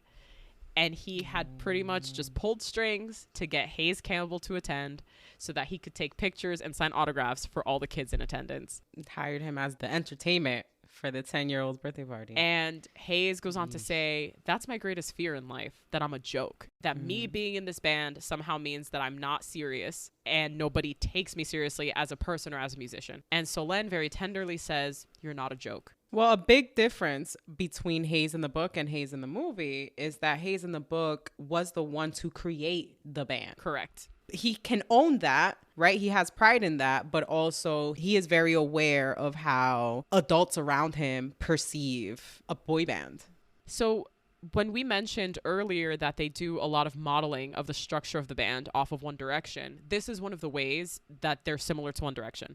These boys are all randos. Like, they didn't know each other before. They weren't friends. And so we get the sense from Hayes that that is how August Moon has come to be. Right. So Len wakes the following morning. Hayes is in the sitting room of his hotel suite, playing guitar and singing softly. He's wearing a muscle tee. He's been wearing a muscle tee for 75% of the movie so far. Yeah, they want to show you his arms the whole because he's got a bunch of little stupid tattoos. She's wearing his fuzzy cardigan over her lingerie and emphasizes, this is only temporary, I'll give it back. And he's incredibly unbothered. He's like, bitch, you keep that cardigan if it means you'll stick around, okay? Mm-hmm. She sits in his lap, and that shit is intimate. But I think they've been showing this level of intimacy the whole from time. the get-go. Yeah. Mm-hmm. Oh, it's a lot. It started with their level of comfort from the beginning, her inviting him into her home, and from there on, it escalates pretty quickly. As she's sitting in his lap, he tells her, I leave today for the European leg of my tour. She responds, don't worry, I'll be out of your hair before you know it. Because she's like, I know how this shit works. And he comes back with, I was really hoping you'd come with me. Mm-hmm. Girl, what? He's down bad. Whatever Solène is working with, baby, she's got this man whipped. And I respect the shit out of it. I only could have hoped to have that gravitational pull when I was in my 20s, okay? Lord. Solène protests and immediately says, like, Izzy. Default answer, Izzy. And Hayes, because at this point he knows way fucking too much about Solène, goes, Izzy's at camp all summer. And Celeste says, I have to work. And Hayes says, I literally bought all of the art in your gallery. Mm-hmm. So why are we making excuses? Honestly, like, this is one of the scenes where their chemistry is really off the charts. Like, as we've mentioned, they generally have very, very good chemistry. Watching them is really fun. But here's one of the moments where the way that they time their back and forth and how they react to it is, like, the most convincing and the most realistic. Mm-hmm. She says she didn't bring enough underwear. He says they can go to Target and buy her Fruit of the Loom because it's the best of the best. And that's obviously what she's wearing. No, it isn't. She's wearing some expensive-ass fucking lingerie. And they both laugh because that's obviously not the case. Again, key difference between the book and the movie, because Solène is not working with a partner at her gallery, and because he literally just bought all of her art, she's kind of chilling. She can fuck off and travel for a couple weeks because she doesn't have anything to sell at the moment. She shows a moment of vulnerability briefly and kind of looks down and asks, what will people say? And Hayes responds, I don't care what they say. We can just say that you're my extremely attractive art consultant. I'm weak. Everyone has secrets. And this dynamic is very present in the book. They continue to go back and forth with this for a long time, to a point where it gets frustrating. It gets frustrating because Hayes is very much like, I don't give a shit. We can hang out in public. People can see me with you. We can kiss and hold hands. He's very open to a relationship. He wants to see where this goes. Which you would expect the opposite. Not only would you expect the opposite based on gender, which I know is a very shitty stereotype, you would also expect the opposite based on age. You would expect him to be the one who's fucking around. I don't want people to know that we're dating. It's weird that you're older than me. And I don't want to be exclusive. I'm young and super hot. You expect the female character to be like, well, I want commitment from you. And then you expect the older character to be like, well, I think we should be exclusive and be in a relationship. And I'm not going to live my life in secret because I'm older than that. The subversion of that trope in this novel, I think, is probably one of the most successful parts. I love when women are not hysterical. And I love when the man is down bad. Absolutely. Why would I be married if my husband wasn't obsessed with me? A very pleasant dynamic to read and enjoy as a female.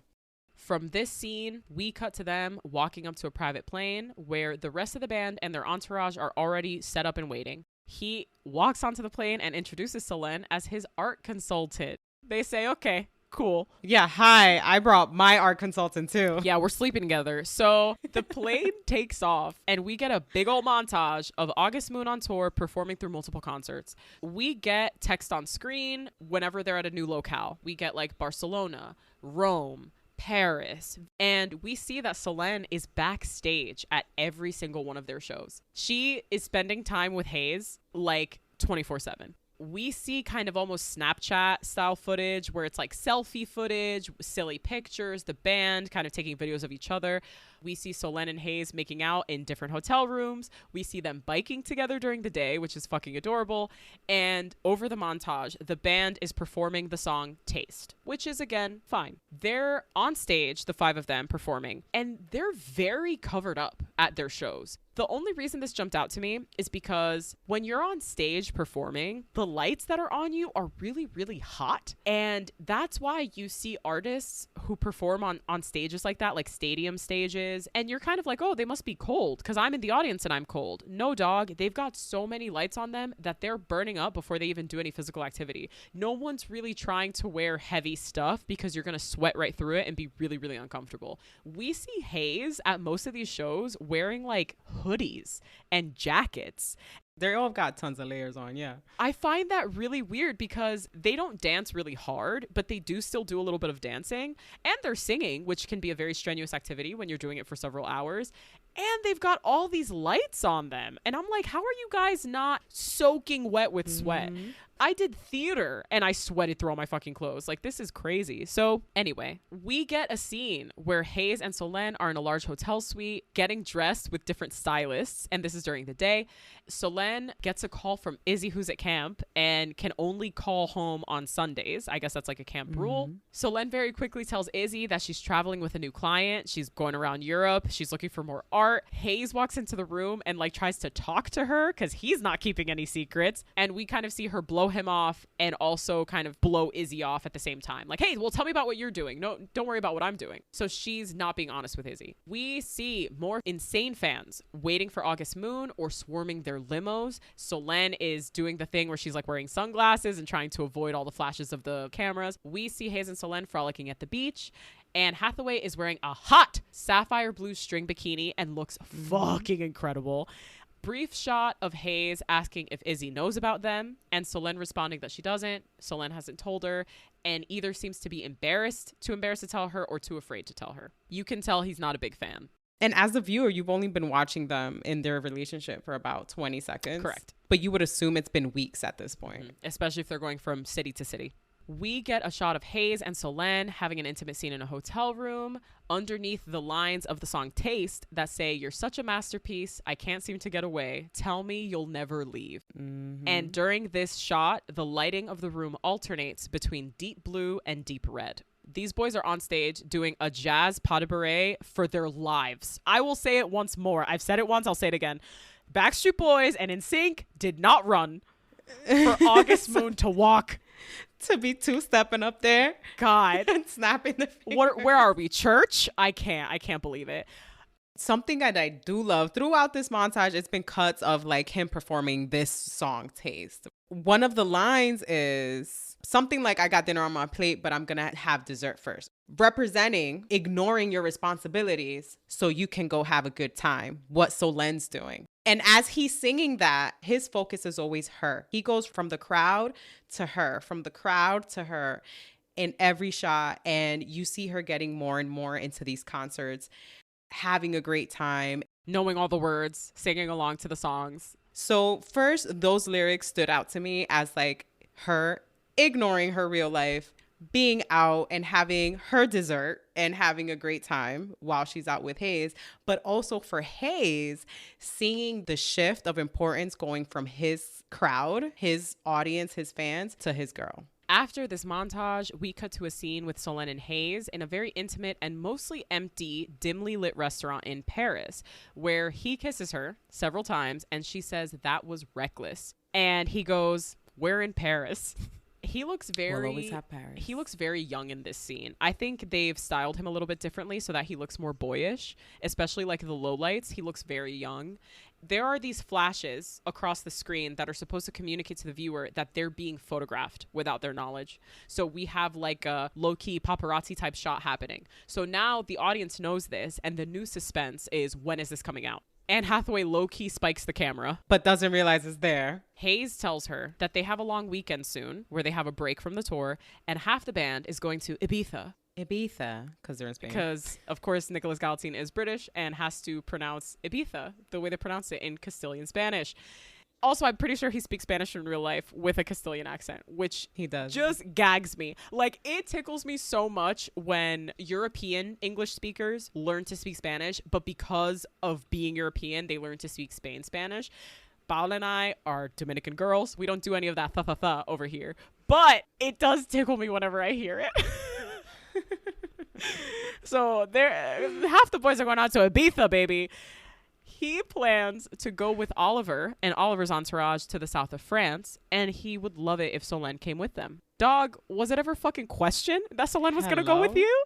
We get a shot of them on a private plane at night. She is sitting next to Hayes, who has a beanie pulled down over his face and cuddles into her subconsciously in his sleep. Solène rouses slowly. She had been dozing, looks up, and makes very pointed eye contact with Hayes' manager, who is awake and working on her laptop on the flight. For whatever reason, this makes Solène feel ashamed, exposed. She has to shift and not seem like she was about to cuddle with Hayes. Yeah, that didn't make sense to me, but I think it's just meant to show you like, oh, she's kind of checking herself and she does worry what people are thinking and how she's being perceived. Yes.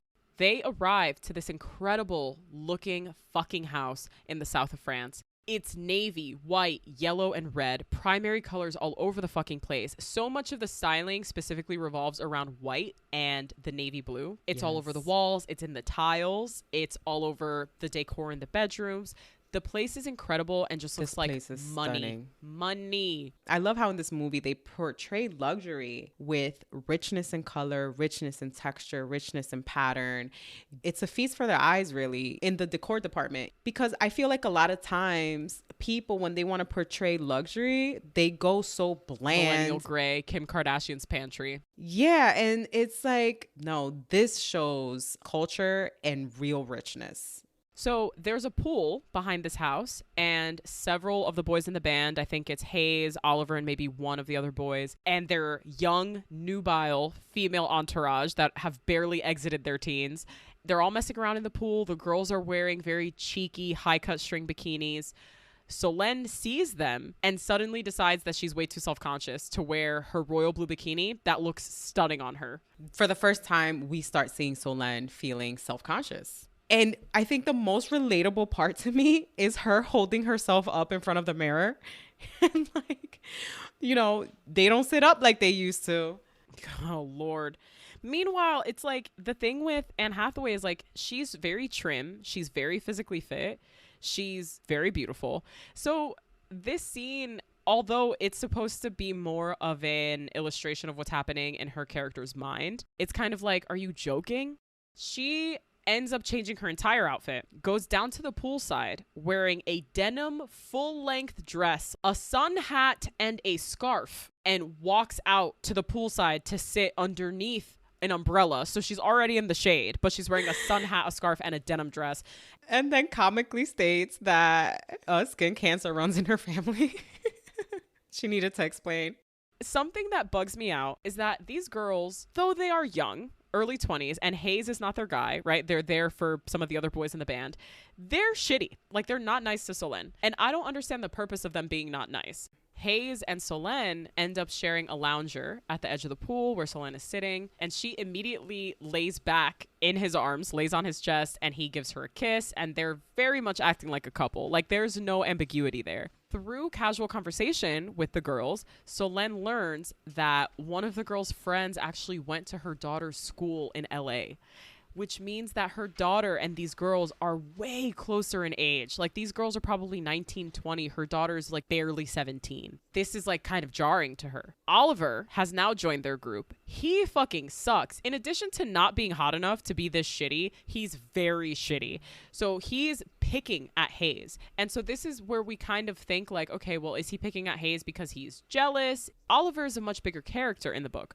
Oliver has like a complex with Hayes throughout the entire book that you don't really come to understand until the end. He does these kind of little nitpicky statements and actions that are meant to make Hayes and Solène feel really uncomfortable throughout the entirety of the novel. You were always waiting for something to happen with Oliver in the book, and then it ended very... It was very anticlimactic. Weird. It was very stupid. Yeah.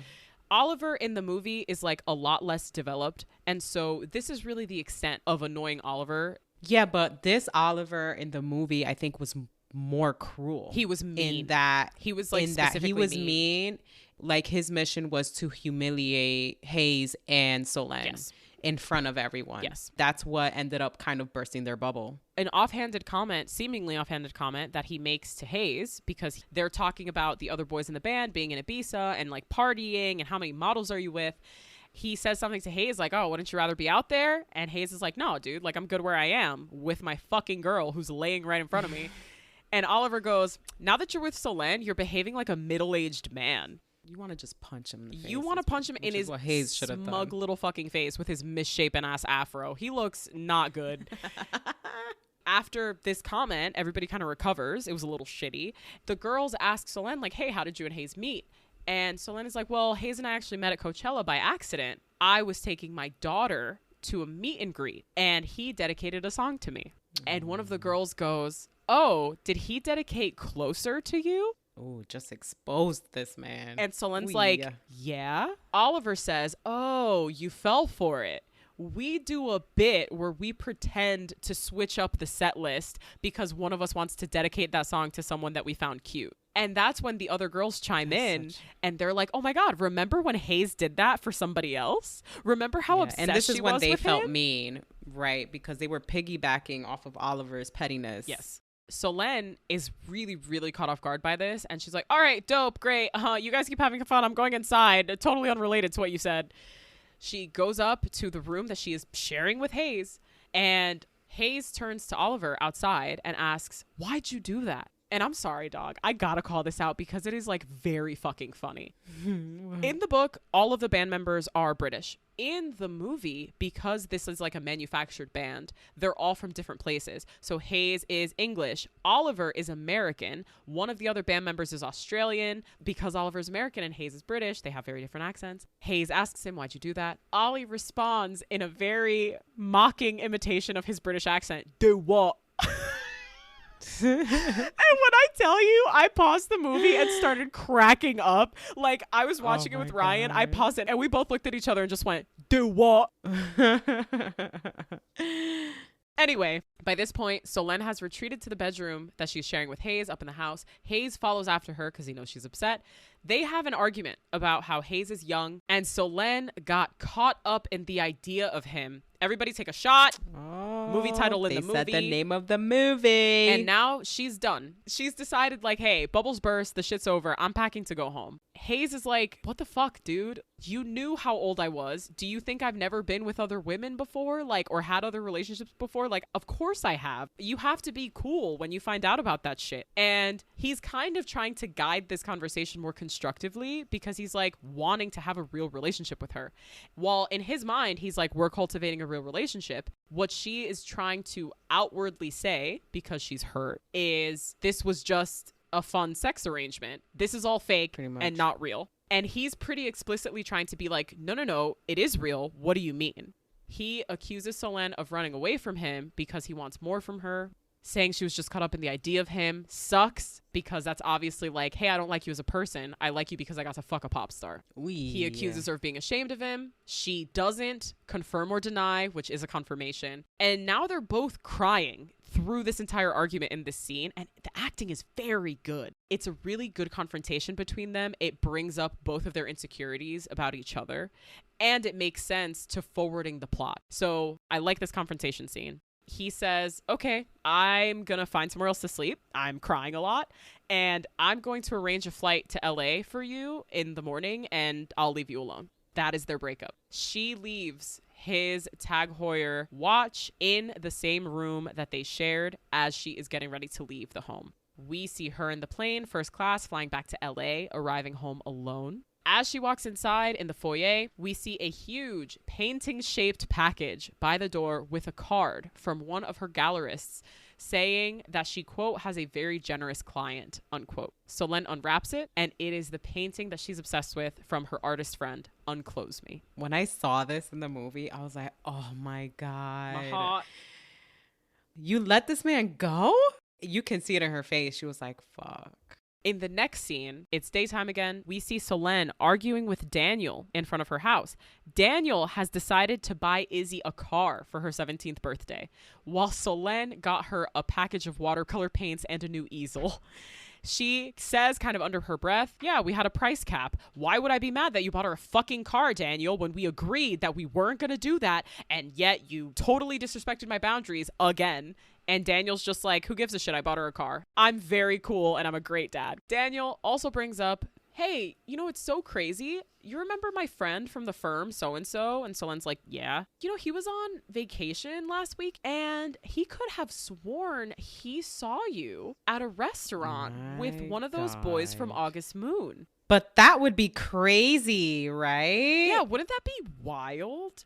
Solen, stone-faced. This woman could win poker tournaments, okay? Stone-faced, she's like, I mean, he's one of my clients. And Daniel's like, he's one of your clients? But you wouldn't date one of your clients. And Solen's like, actually, I don't really want to take dating advice from you, Daniel. This is really bold coming from the guy that cheated and left his wife for a 20-something-year-old. But it's cool when men do it. God. Ava is left standing on the front porch with Solen while Daniel goes off into the driveway, seemingly appeased by Solen's non-denial of dating Hayes Campbell. And Ava turns towards Solen and she wants to apologize for Daniel's behavior. Well, she's like, I realized the hypocrisy here. Yep. And you know what? Points for Ava. Points for Ava, okay? I don't think she's the one at fault here. She tells Solen, I'm leaving Daniel. It's over. Because he's actually an asshole. I think you agree, right? Yep. Solen is like, why are you telling me this? From the beginning, we got this sense from Ava that she really wanted to reach out to Solen. She really wants to be friends. Oh, no. And then she actually verbally asks her, like, hey, do you want to go get Thai food sometime? Bitch, no. You know what? You're going through a hard time. Wow. Sucks, right? Mi mayor venganza será que tú te quedes con él. Bueno. Coño. Pero no se va a quedar. I was hoping that she would say yes. Like, I was kind of hoping she'd be like, okay. But it is much funnier the way she says no, because Ava is immediately like, yep, okay, yep, totally. Totally makes sense. You know what? I wouldn't be my friend either. We cut to the next scene where Solen is with her friend Tracy inside of her home. They're both hanging out. She tells Tracy that her European client is in his quote-unquote mid-20s. I don't know. We're kind of becoming more than client and art dealer. He's in his 20s. Isn't that weird and fucked up? And her friend's like, no, who gives a shit? And Solen's like, but when Daniel does it, it's gross. But you're saying that when I do it, it's fine? And Tracy says, yeah, because I hate him, but I love you. And that's friendship, baby. I loved this interaction between her and Tracy. It was so real. It's exactly what you would tell your friends. She points out the double standard. She's like, you know, we were pissed and talking all the shit in the world when this was happening to me. And now that I'm seeing someone and there's the same age difference, you know, do we not judge that the same way? And it's like, bitch, no, first of all, you're single. So different. There's that. And second of all, hell no, live your best life. You're my friend. Yes. Respect, as it should be. So we see Solen home alone, watching an episode of Graham Norton, laying on the couch and crying. This episode of Graham Norton, it's just an interview with Adele. Like, it's nothing crazy, but I guess the Britishness of it all, Solen is incredibly bummed. She wakes the next morning to a text from Hayes telling her to stay off the internet. Ooh, yeah. Uh-oh. You mean go on the internet? That's all I read. Uh-oh. At this point, she is wearing a deep blue t-shirt dress. Back to early Solen. And she powers up her laptop and does exactly that, baby. Goes right on the internet. Googles Hayes Campbell, finds pictures of them frolicking on the beach, kissing, laying in the sand, with headlines about him being with a cougar. And she screams and slams the laptop shut. It's a very funny scene. But in the book, this is so much more obscene. Yes. What comes out is quite literally a picture of him going down on her on a yacht. And this is how her daughter, 12-year-old Izzy, finds out about the relationship. It's so much worse. It's so bad. And you know it's going to be bad. Because the next scene we see is Solen driving because she is on her way to pick Izzy up from camp. She's driving and receiving a fuck ton of texts. Her phone is blowing up. She goes to pick up Izzy. She is walking through the camp to where she initially left her. Everyone is looking at her weird because apparently they all follow the same news and know who all the band members are. Like, I'm sorry. This is so unrealistic. Nowhere that you would go where every single person would know the exact tabloid picture of you and Hayes Campbell. Like, shut up. It's been out. It's all over Instagram. It's all over the news. Oh, you know, parents famously on Instagram. Like, I'm sorry. Right? This is all so stupid. But all of their kids that they're picking up at camp, they know, and they're all Izzy's age, and everybody recognized her instantly immediately. Too. She's the same face they saw at that beach is the same inside face that's profile, picking up Izzy. They're recognizing her. Like, it's no, I'm sorry. Like, this part of the movie, and honestly, this part of the book was a little bit more believable, I guess, to me. But this part of the movie, I was like, shut up. It would not be this obvious. Like, maybe you'd get the people whispering and shit like that. But, like, I don't know. It feels like a lot. Parents start coming up to her, congratulating her, question mark, taking selfies, double question mark, berating her for dating Hayes Campbell because he's the one their daughter has a crush on. It is such a bizarre scene. I think what people would see is other paparazzi around you because Yeah. they're hunting and following people and things like that. And then once you see that, you're like, oh, wait, hold on. Is that a famous person? Yeah, that part I get. There is a stunning shot of an awning on a dock of a lake. You assume we are still at this camp. Tons of blues and yellows kind of mixing in with a bunch of greens from the trees. And we see a lot of green, and as Paola called out, a lot of yellow whenever we see Izzy. Izzy wears a lot of green. She's kind of surrounded by a lot of green. She's blending different facets of Solen's life. Now they are sitting underneath this awning on this dock on this lovely lake, and they're having a mother-daughter confrontation. Now both Izzy and Solen are crying. Izzy reminds Solen how frequently they had spoken and that Solen never mentioned that she was traveling with Hayes. She feels betrayed and upset. She can't believe that she had to learn this from the tabloids, from social media, from her friends. Solen is crying, confesses that she didn't tell anyone because she was hoping that she could just have this anonymous experience in private and keep it to herself and that nobody would find out. She tells Izzy that it doesn't matter because they've broken up anyway. And Izzy says, you know, if you had just told me and you didn't lie to me like dad, I would have been fine with it. I'm only mad that you lied to me. Like, you're not supposed to do that. Right. And then she starts asking her mom about, like, what was it like? When she asks if is he a feminist? Because that's really important around here. It is. And then she's like, yeah. They're like, Mom, why would you break up with a talented, kind feminist? And these are the moments where I'm like, Izzy, I would fucking live and die for you. Like, you're dope as fuck. What a great kid you are. Oh, God. After they kind of get this all out in the open, Izzy reveals, like, you know, she's upset about how people are talking about Solen online just because she's older and Hayes is younger. And she's like, you know, if the roles were reversed the same way that Hayes mentions earlier in the movie during their flight in France, no one would bat an eye. They sit together embracing, as Paola mentioned. Why would you break up with a kind, talented feminist? And Izzy pretty much convinces Solen to go talk to Hayes in LA. Next time he's in town, just go see him. If you like him and you care about him, it's okay. I can handle it. This was just a really shitty way of finding out. A lot more supportive than Izzy in the book. Very understanding and very caring and really empathetic, which makes sense. She's 16, 17. She has more of like a Gilmore Girls relationship with her mom. We cut from there to a scene where Hayes is in the recording booth, simultaneously recording vocals and guitar on a mixing board that isn't even turned on. I love watching videos on TikTok where like musicians or like music engineers or whatever call out inconsistencies in movies. There was this one audio engineer who made a TikTok specifically about this scene in the movie. It just like really tickled me because of course, like to the audience, he sounds fucking incredible. He looks amazing strumming this little fucking guitar. This looks like a studio. It works like a studio. That's it. And somehow, I don't know who Solen had to contact. Maybe his manager, maybe his bodyguard. She finds her way into this studio. He catches sight of her, stops singing, asks the guys to give him like 10-minute break. He comes out of the recording booth and asks her if she's okay, coming out of this huge media storm now that these pictures of them have been leaked. She said, you know, I felt horrible, but it seems to be dissipating. She apologizes for how she acted when they were in France. She tells him, listen, I know you said you have feelings for me and I didn't respond, but I should have responded. I should have told you the way that I feel for you. You might be really upset with me. You might not want to see me anymore. I totally get that, but I wanted to come back. I wanted to try. If you need time to think about it, that's okay. I totally understand. It was really shitty what I did. And he kind of like turns around a little bit, runs his hands through his hair. He's like, I think I'm going to need some time to think about this. And she's like, yeah, of course. And he waits exactly 1 second, 1 Mississippi, and goes, okay, I thought about it. Nice. Immediately makes out with her. Let's fucking go. This was a very sweet scene. A small difference that I wanted to call out between the timeline of the book and the timeline of the movie. The timeline of the movie seems to take place over maybe max like 6 months. This fully takes place between March and October, November. In the book, Hayes and Solen's clandestine relationship happens over the course of like almost a year. Like the undiscovered part is months and months and months. So the movie definitely compresses that timeline quite a bit. The thing that I like about that though in the book is that it makes the buildup of their quote unquote relationship feel more believable. In the book, you're saying? There's so much more of a focus on her career though in the book.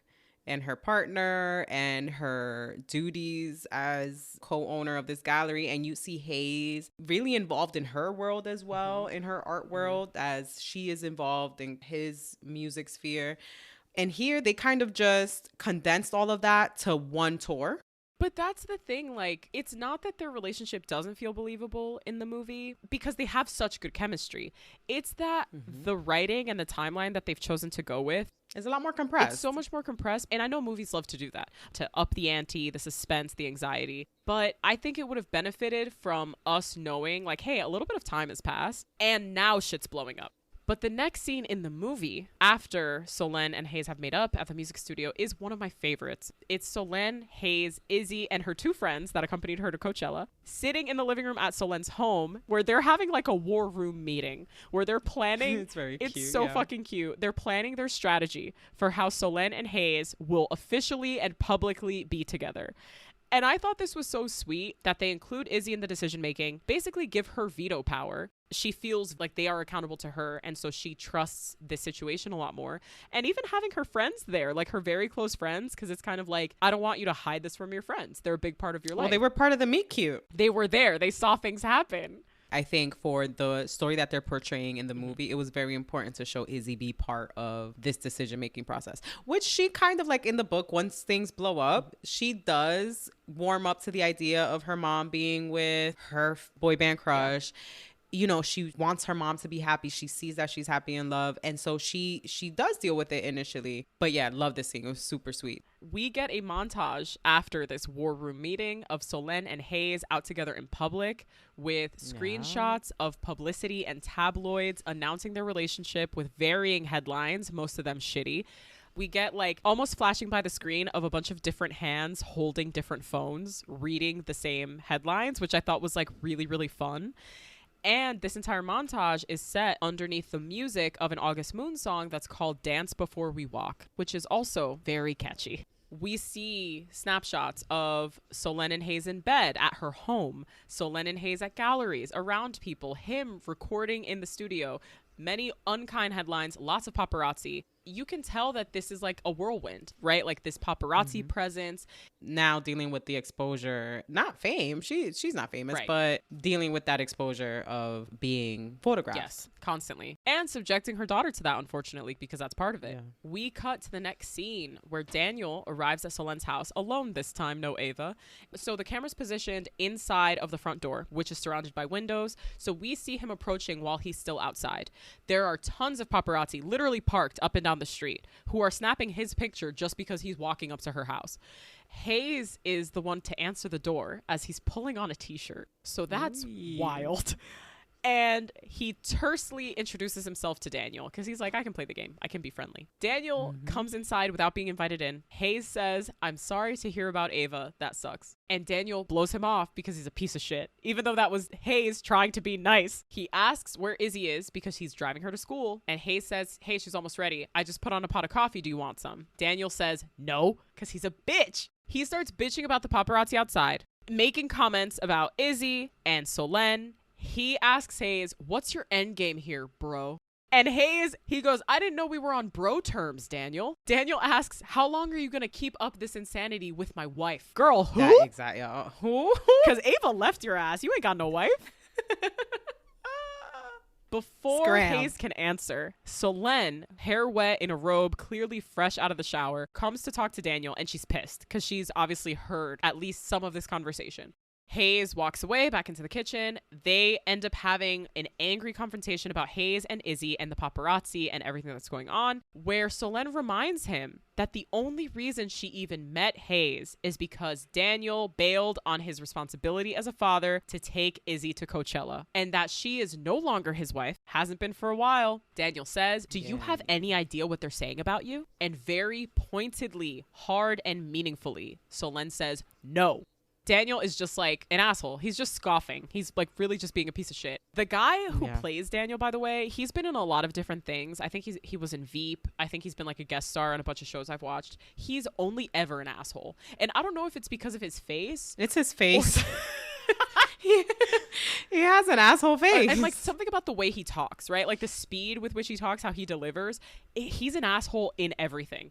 So Daniel lets himself out. Izzy gets her shit together, runs past Solène to go to school. She's clearly unhappy and frustrated. The moment they walk out the door, they start getting photographed. So before that happens, there's this bit that for some reason just didn't sit well. Where he's like, how do you feel about dating this guy that's in your daughter's favorite band? And he's like, first of all, they're not her favorite band anymore. And it was always Rory, not Hayes. That was so silly. I'm like, because it makes a big difference, right? The dilemma that you're in. And if you knew your daughter, you'd know that. It's so goofy. For some reason, I was like, really? Inside of the house still, after this confrontation, Hayes asks Solène if she's all right. He says that he has to go to New York because he just got a call from Oliver. Oliver's gotten into some trouble and he has to go, ? Because they don't even really seem like friends in the movie. This is a plot point with no resolution. Like, you never get more information about what's happening here. Whatever it is that he's going to handle, the plot device is to remove him from Solène's home. We're back to Solène. She is at the gallery, which is being swarmed by paparazzi. Her employees have had to put signage on the door that says entrance by appointment only. Now we're starting to see the disruption to Solène's business. Yeah. Which happened a lot sooner, timeline-wise, in the book. Her partner was always there to, like, guilt trip her anytime there was an issue. And then in this gallery scene, you see she's wearing a very purple dress. By very purple, I mean like it's not leaning more red or more blue. It's properly purple. And to me, this signifies the meshing of the colors we associate with her, right? Which is blue, together with the color we've come to associate with her passionate relationship to Hayes. Red. So this is her fully integrating to Hayes and the idea of a life with him. And at this stage, that's a life being constantly in the public eye and scrutinized. Mm-hmm. And we also get a view of the gallery with its new art installation that has been curated for the gallery after Hayes bought everything at the beginning of the movie. Before, the art curated in her gallery was very monochromatic, pretty much. Everything was either black and white. Like if something had color, it was subtle in the background. And the only color that stood out in her gallery was the red of her gallery doors, right? The pieces that are newly curated for her gallery are all in different colors of the rainbow.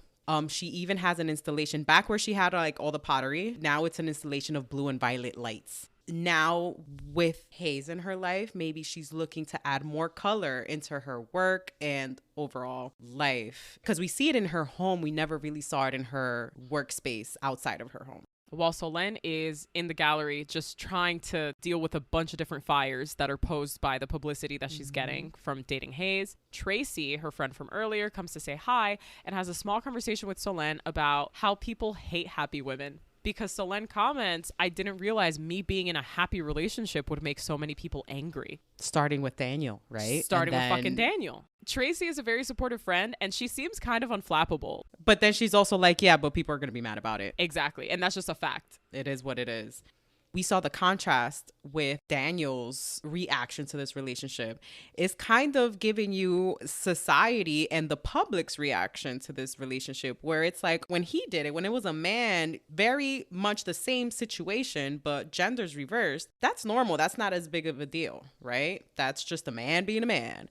But when it's the other way around, she's attacked, she's persecuted, she's judged. I think the reaction to Solène online, it's like really vitriolic and like almost violent. Like a bunch of people are like commenting on Hayes's social media pages, being like, what are you doing with this old hag? She's a terrible mother. What's wrong with her? Go be a mother. Are you telling the man go be a dad because he's dating somebody younger? Right. Paola, we've discussed this already. Man's job is not to dad. Woman's job is to mom. That's a bonus when they dad. It's bonus and extra.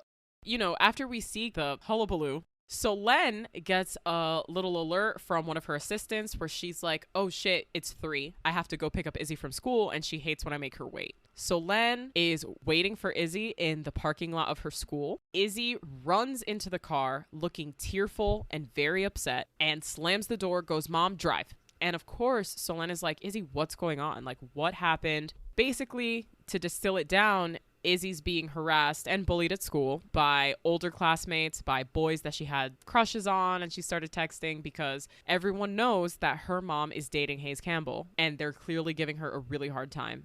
Izzy in the car tearfully telling her mom all this. So she's still being open, right? Like, I don't think it's the kind of thing where she's like, I hate my mom, but she's pretty resentful of the situation. No, and she's having a hard time, and it's valid.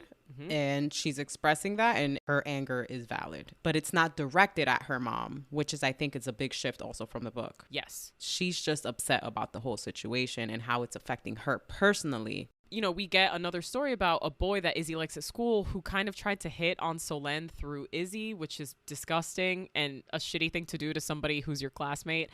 Solène apologizes to Izzy, and Izzy's just like, listen, mom, like, can you just drop me off at dad's? Like, I cannot deal with the paparazzi today. They're all over. Can you just take me to dad's? Solène is like, yeah, of course. And they're both crying and they're both upset and it's sad. As Solène is dropping Izzy off at Daniel's house, she makes eye contact with Daniel, who is standing reproachfully outside, just looking at her almost with like, I told you so in his eyes. She leaves Izzy, goes back to her home, is once again swarmed by paparazzi from the street of her house to the door of her home.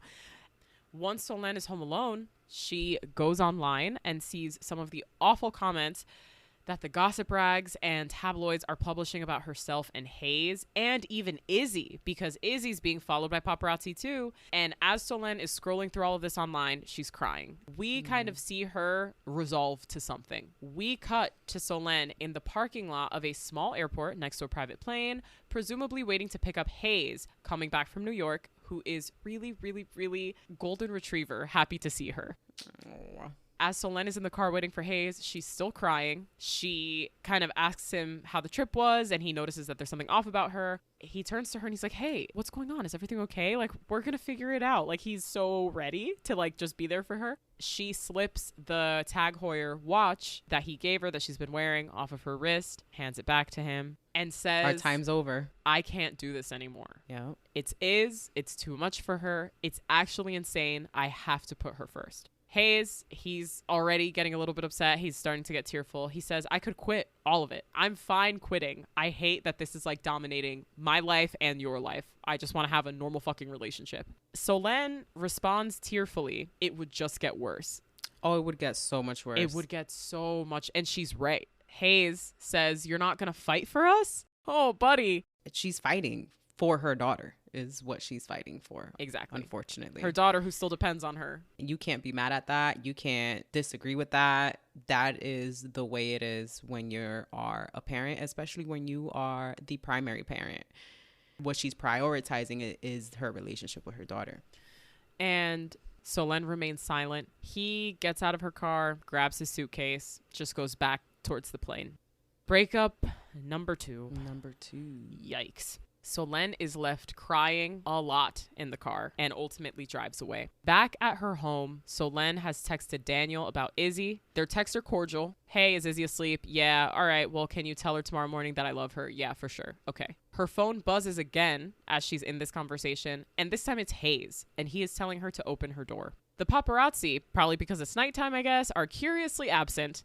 Hayes is very poorly disguised at her front door. He's just wearing a hat and a hoodie. Yeah, and the hoodie that he's wearing can be interpreted as yellow for me. And I think that he comes back that night, maybe with a little bit of hope and maybe a little bit of hat in his hand. Hey, this is how I feel, and hoping like, what can we do? And he opens up to her and tells her, you know, I auditioned for this band when I was 14. It shouldn't ruin a whole life. I initially thought he was referring to like their life, like Solène's life and Izzy's life. Like, oh, my decision shouldn't ruin your lives. But I think it's more like I made this decision so young and he feels like it's ruining his life because he's not able to do the things he wants to do or love the people that he wants to love. And Solène responds with like, it's not going to. You're going to have a big, beautiful life. And apologizes for essentially having to let him go or feeling like she had to let him go. And they just both start crying. And he tells her that he loves her. And she replies back, I love you too. And this is the first time they've exchanged those words on screen. This entire exchange has taken place with her at the open doorway and him standing on her porch. As response to these I love yous, he walks in and they start to kiss, and he picks her up and rests her against the dining table inside where they're kissing passionately under a changing colored lights. We see these lights change from red to blue to purple to orange interchangeably. And each of these colors representing all the different emotions that they are experiencing in this moment. Hope and sadness and passion, love, connection, pain,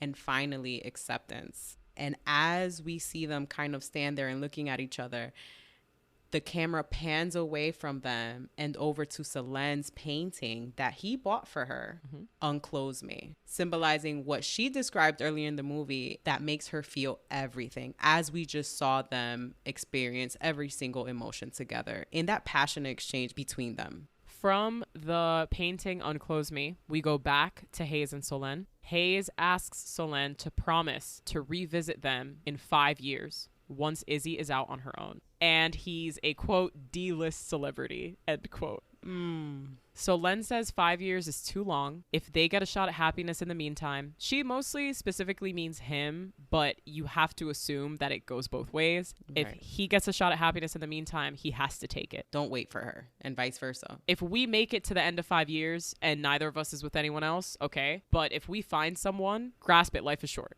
They kiss again, tearfully. Hayes leaves the same Tag Heuer watch on the same console table as earlier in the movie on his way out of her home and shuts the door behind him. The watch, again, as Paola has already said, representing the time they had, the time they can't have, the time they did spend together, the time that has run out. And now they've given themselves 5 years. That's the time they're going to wait.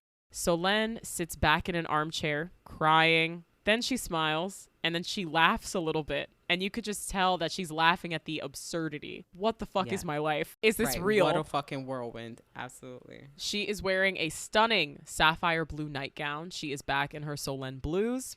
Next, we cut. Maggie Rogers' Leave the Light On begins playing again. And this is the song that was playing over the opening credits of the movie. We get a title card 5 years later. Location flashes on the screen, Silver Lake. We see Solène out on a run, back at her home, largely unchanged, except that she no longer has bangs because of the passage of time, and that she is now wearing a red sweater instead of a blue one, bright primary red, which is more representative of confidence, a reclaiming, a shift in her identity in the last 5 years. Yeah. And we see her very beautiful on Skype or Zoom with her daughter Izzy, who we find out from some exposition in their conversation is living in Chicago, has changed her hair, looks great, and seems to be doing very well. And they have the same kind of back and forth that they have at the beginning of the movie. Their relationship seems to have been unchanged, or hopefully not too changed by the events with Hayes Campbell. Thank you, therapy. I'm going to say unsung hero of people probably, being most normal. likely.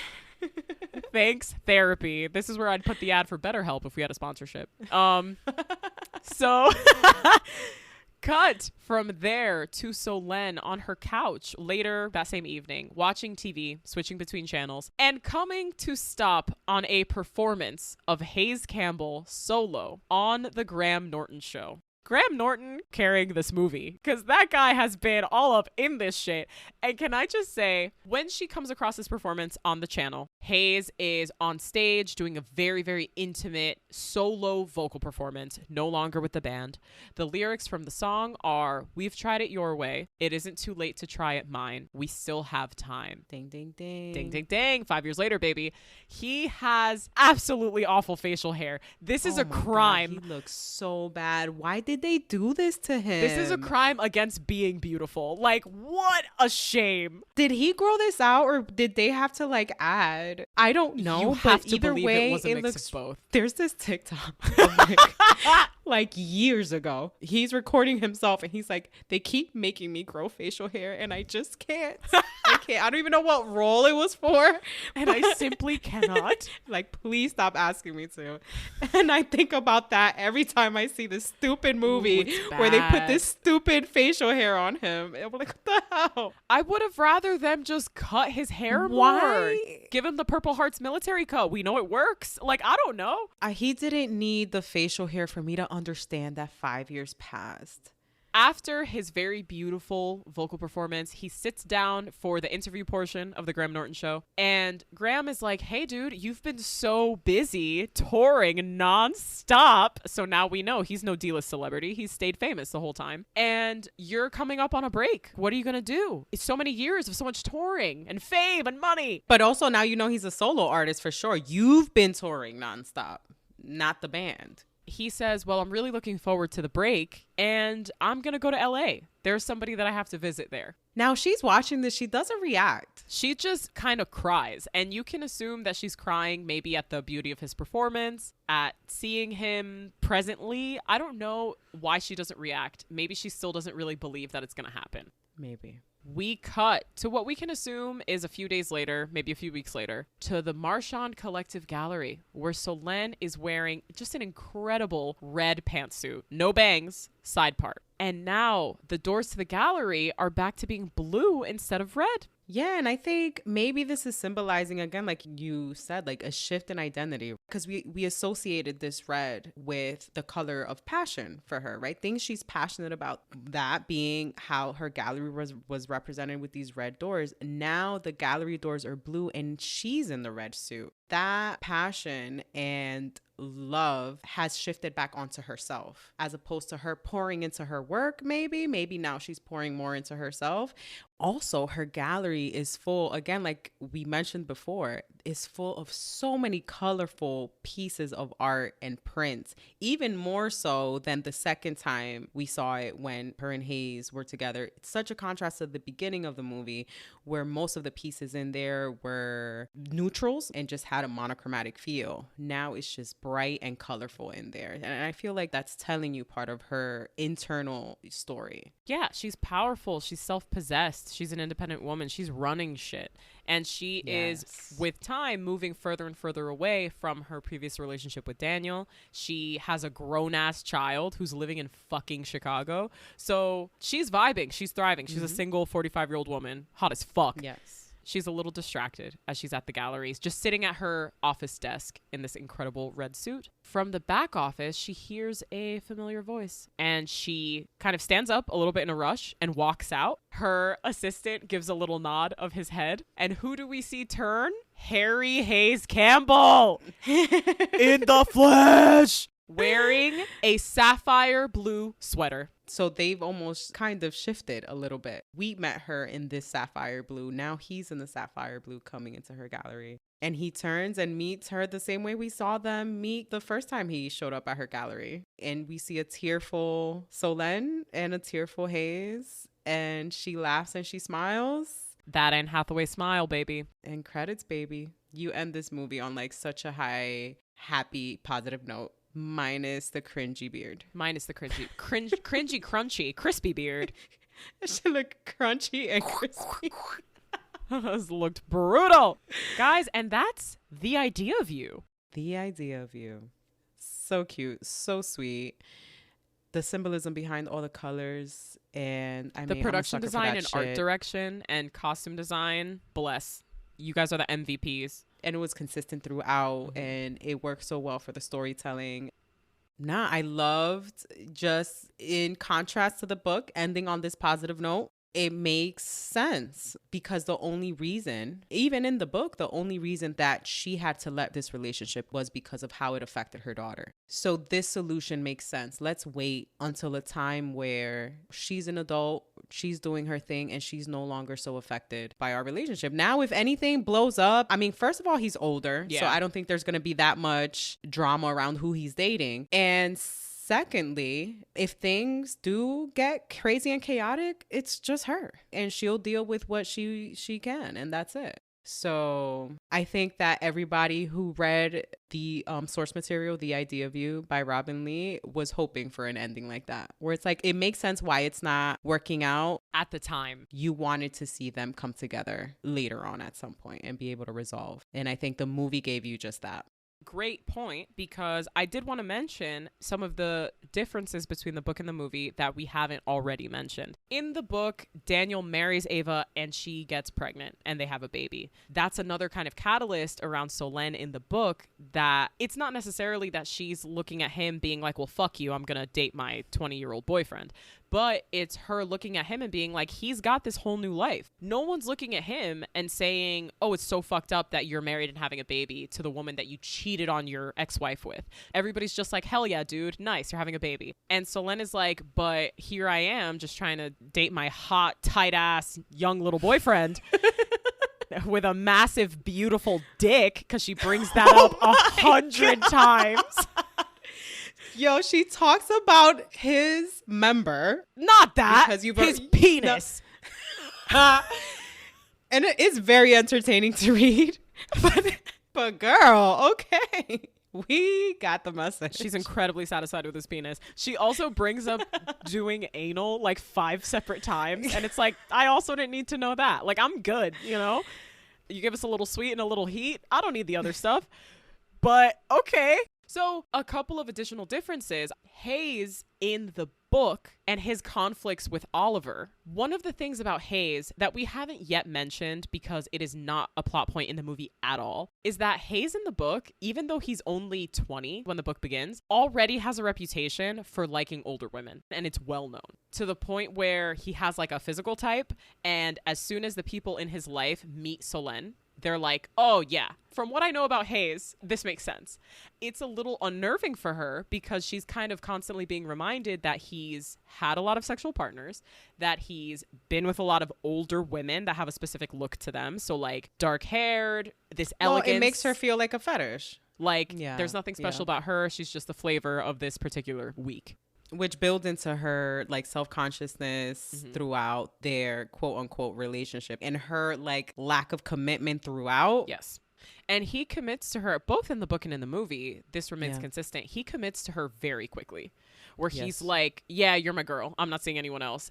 And the reason that this kind of comes up more in the book is because they talk about safe sex practices. They talk about using condoms. And Solène also, for whatever reason, happens to be on birth control. At some point, he kind of brings up, well, I don't really want to use condoms. And she's like, dog, I don't know where you've been. And he's like, yes, you do. I've only been with you for the last however many months. Like, I'm not seeing anybody else. Right. And I'm committing to you. If that changes, I'll let you know. And also, I didn't like this in the book because I don't like when men have opinions. But he's like, I know that you take birth control. We don't need to use condoms. You're not going to get pregnant.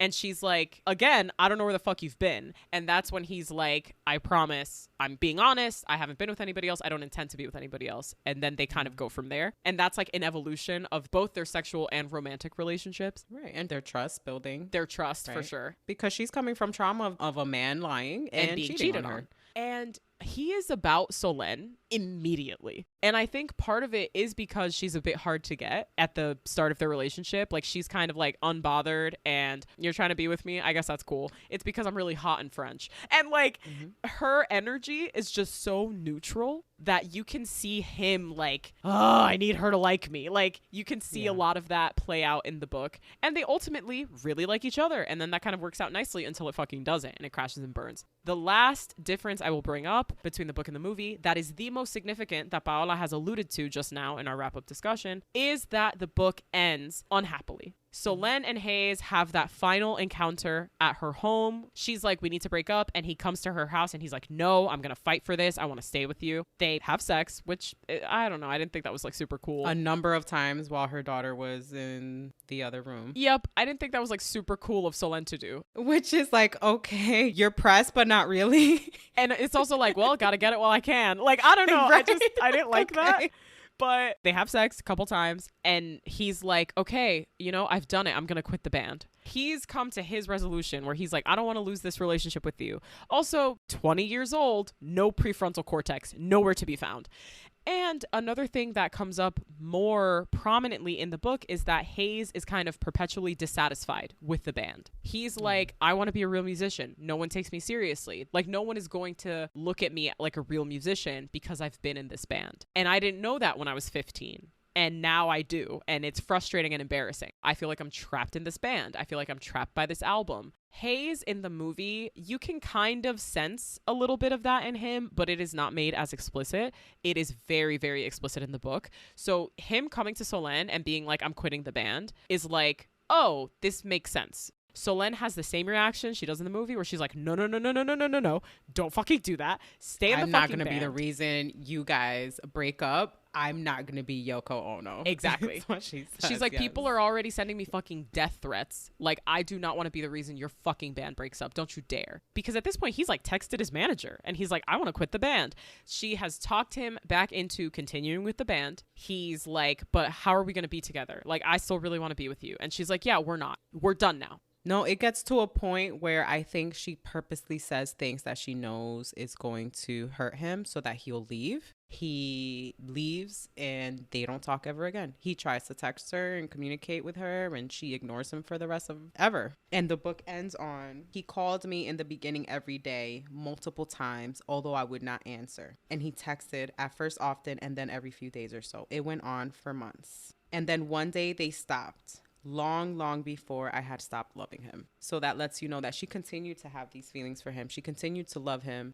Dude, okay, let's all level set here. I don't like to root for men. I don't. And for the entire book, I was rooting for Hayes because he was so much more likable to me than Solène. He was so much more likable and human and alive. Solène felt cold, a little bit emotionally flat for the majority of the book. And I was frustrated by her because I think her motivations at different parts of the book change. There are times where she's like, and why shouldn't I have a hot young boyfriend with a tight little ass? I should. A treat for me. And then there are other parts where she's like, oh, fuck, this kid is so fucking young. Gross.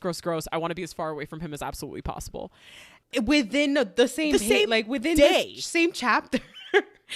And you're like, girl, figure it out. Which you kind of understand. This is the conflict you would be going through, right? You kind of would be seesawing between these ideas and these emotions. But then you make a choice. You stick to it. And you respect the person affected by your choice. And something that, to your point, Robinne Lee said in an interview is that when she wrote Hayes, she wanted him to be perfect. Mm-hmm. Like the perfect man, freak in the sheets, Mr. in the streets. Like, which I get, right, as a woman writing a man, but felt so unrealistic for a 21-year-old. This wisdom and this empathy and this reassuredness that comes with experience from a person you know has not had the life experience and time to be able to develop in this way. The assumption is that because he's rich and famous, he somehow has been catapulted and has had these experiences. And he's mentally 35 years old. Exactly. And that's even something that like they yada a little bit in the book. Right. That they're like, oh, but he's been famous since he was 14. So of course he's so emotionally mature. I don't think that's right. And especially because he is younger in the book than in the movie, it's even harder to imagine him being that quote unquote perfect. I mean, Robinne Lee writes an appealing man. You're like, wow, this guy is amazing and fantastic. He pays for everything, sets up Solène on a million different first class flights and private jets, and makes sure that she and her friends can go to Paris for a vacation. And it's like, yeah, best boyfriend ever. He's killing it. Where is he? Where is this guy? What is this woman working with? What's she working with? What's she got down there? You know what I mean? Because he's got a perfect dick, or so we hear. What's she got? What's the book from his perspective? Oh no. Okay, great. Peaches and cream. I need it because you know that I'm a fiend.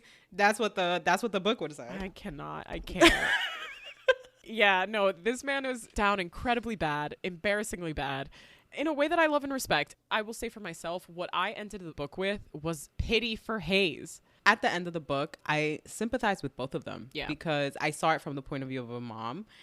Yes, sure, this is a story about an age gap and May of December romance, but I think at the heart of the story is the fact that she's a mom and that's her priority. So I felt sad for her as well as for him. So that's the idea of you guys. That's the idea of you. Again, this is like soft, sweet rom-com. That's all. Yeah. I don't need it to be ground shaking. I don't need it to be written like When Harry Met Sally. This movie's not Nora Ephron, and that's okay. I'm not going to count it as a strike against it. And one of the last parting notes that I will have about this movie is that the only thing that I felt was lacking was the development of Hayes Campbell's character, at least a little bit beyond his relationship with Solène.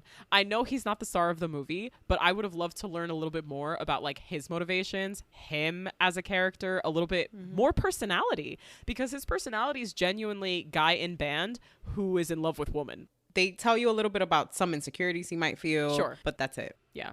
Why did they take away the fact that he started this band, right? Because it shows you the passion he has for music, the passion he has for what he's creating, the ownership he has over it.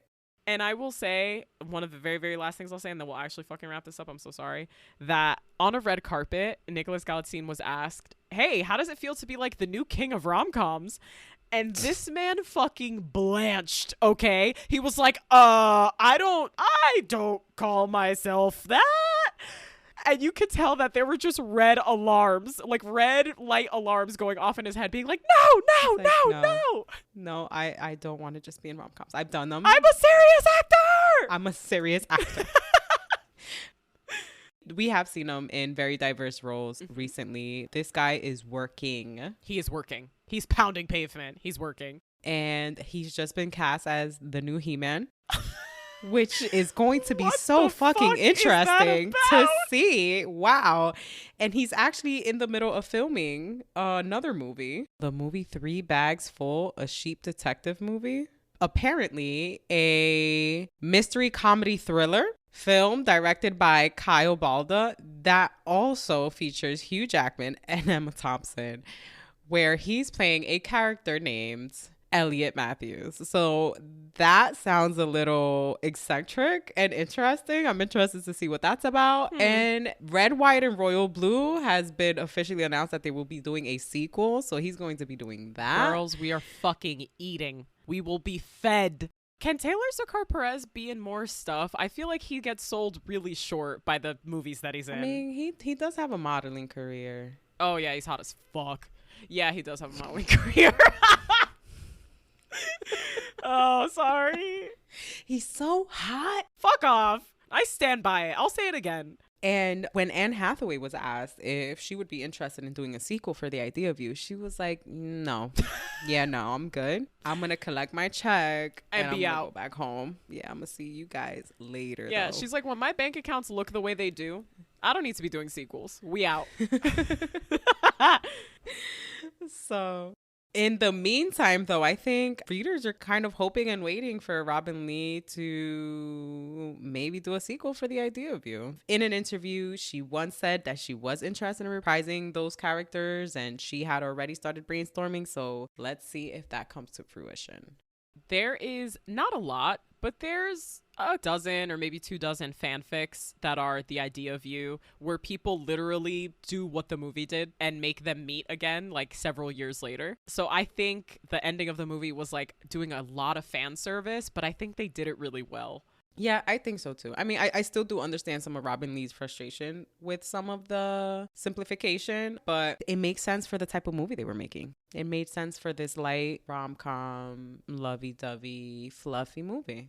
I loved it. I thought it was great. And we get to hear Nicholas Galitzine sing. Like, he's good at it. It bothers me. Oh, we know yeah, this. takes advantage of his talent for sure. The songs are fine, but very catchy. So if you like just like catchy bubblegum pop, listen to these songs. That's all you need. All right, sister. Let's wrap it the fuck up. I think you've mentioned this a couple of times, but I'll ask you again for the sake of the wrap up. My darling dear, book or movie?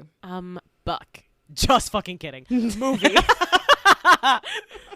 Definitely the movie, dude. And not even just because of the ending, because the book's ending made me want to punch straight through a brick wall.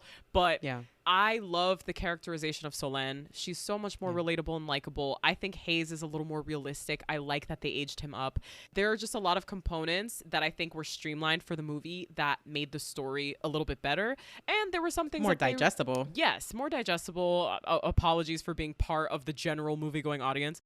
Sister, how about you? Honestly, bro, I see them as two separate entities. Yeah, that's fair. The movie's more enjoyable for sure. However, I do like a lot of the nuance in the book. But again, I feel like they're two different stories. I feel like the movie's inspired by this book. Yeah. I enjoyed the movie independently away from the book. So if I have to pick one because I have to pick it, I'm gonna say movie. It's a fun watch. You could just have this on. It's sweet. Again, the songs are bubblegum. Have this on while you're catchy. painting your nails. Yeah. Will my husband watch this with me? Paola, will your husband watch this? With me, specifically. He did watch this and he found it entertaining. I'm so pleasantly surprised. And he loves him, Anne Hathaway. Okay, that's fair. So. I'm not that surprised anymore. He's like, okay. So what he says when he finds actresses very attractive but doesn't want to say they're very attractive, he's like, oh, wow, they put a lot of makeup on her. I don't like he says it so it sounds like a not positive comment. His intent is to say, wow, she's so fucking beautiful. That's so funny. Yeah, Ryan watched this with me both times that I watched it. He really liked it. He thinks it's cute. It kind of goes in the same bucket as rom-coms, like Set It Up. It's light, it's easy on the brain, but you're going to revisit it because it's got fun bits. On a scale of 1 to ardently admire and love, sister, how do you feel about this movie? And as a bonus, how do you feel about the book? So I think movie's a 7 out of 10. Okay, love that. Smooth. Book, I'm going to go with a 6 out of 10. Okay. It does what it has to do. Her believing he was 19 and like it's 20 and then he turned 21 and like I could not really get past that. It made me very uncomfortable. Yeah.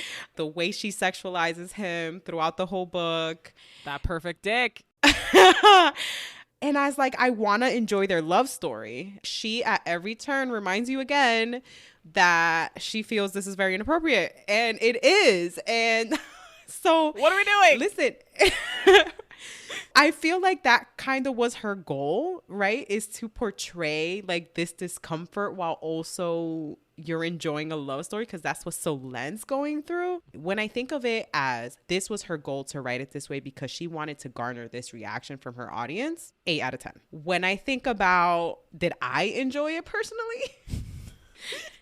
6 out of 10. I feel like that's generous. I think 6 out of 10 is generous. Of how uncomfortable it made me to get into it. I was going to say 5 out of 10 for the book.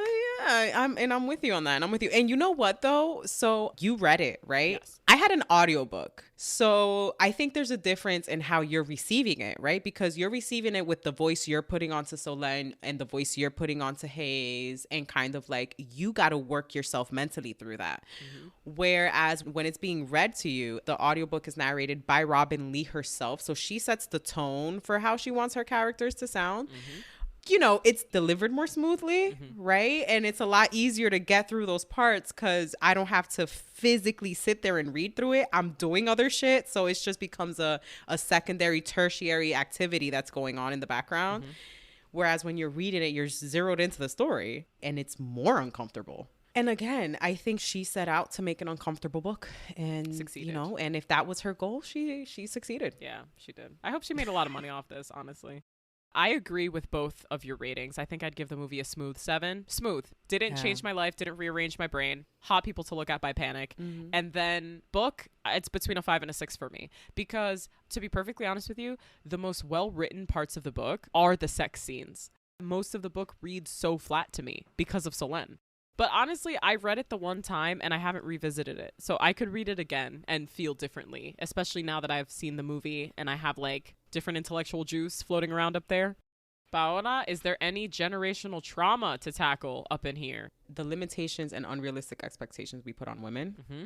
Hard agree. The policing we do on women regarding not just their age, but also mothers. That because you're a mother, you somehow are not allowed to explore a passionate relationship or have fun outside of a predetermined limit. Otherwise, you're seen as unfit. And I think women do that to each other and to themselves. And that's something that this movie taps into lightly. I feel like the book taps into it more deeply. And I think that's why those are parts of the book where I resonate with. Hell yeah.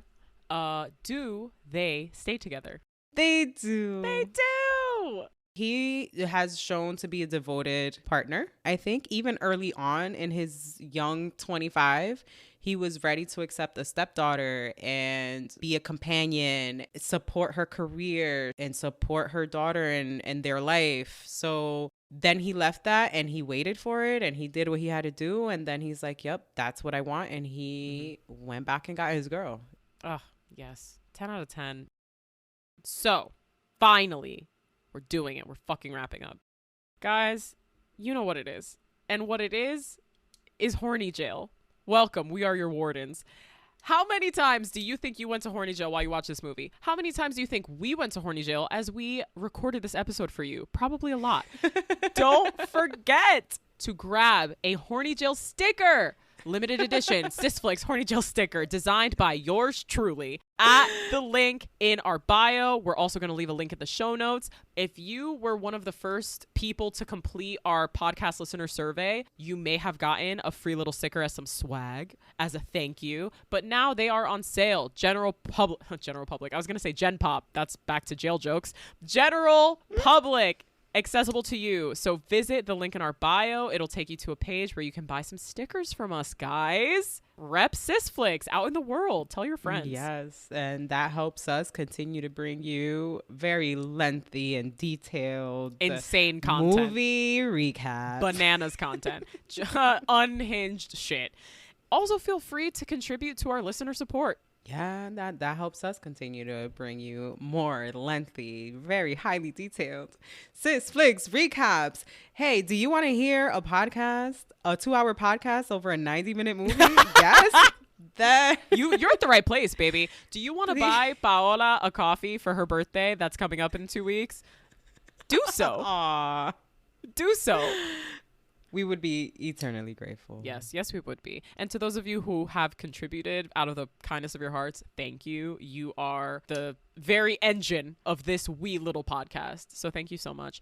As always, you guys, hit us up on social media. Talk to us. What did you think of this movie? Did you like it? Did you not like it? Did you like the book better? Why? Thank you so much for listening. If you like what you heard and you want to hear more, please leave a review anywhere you get your podcasts. Come find us on Instagram at SisFlixPodcast. Shoot us an email at sisflixpodcast@gmail.com and let us know what you think. If you have any suggestions or a movie request for us to cover in the future, we have an ever-growing list that we hope we never get to the bottom of so we can keep bringing you guys juicy, juicy content.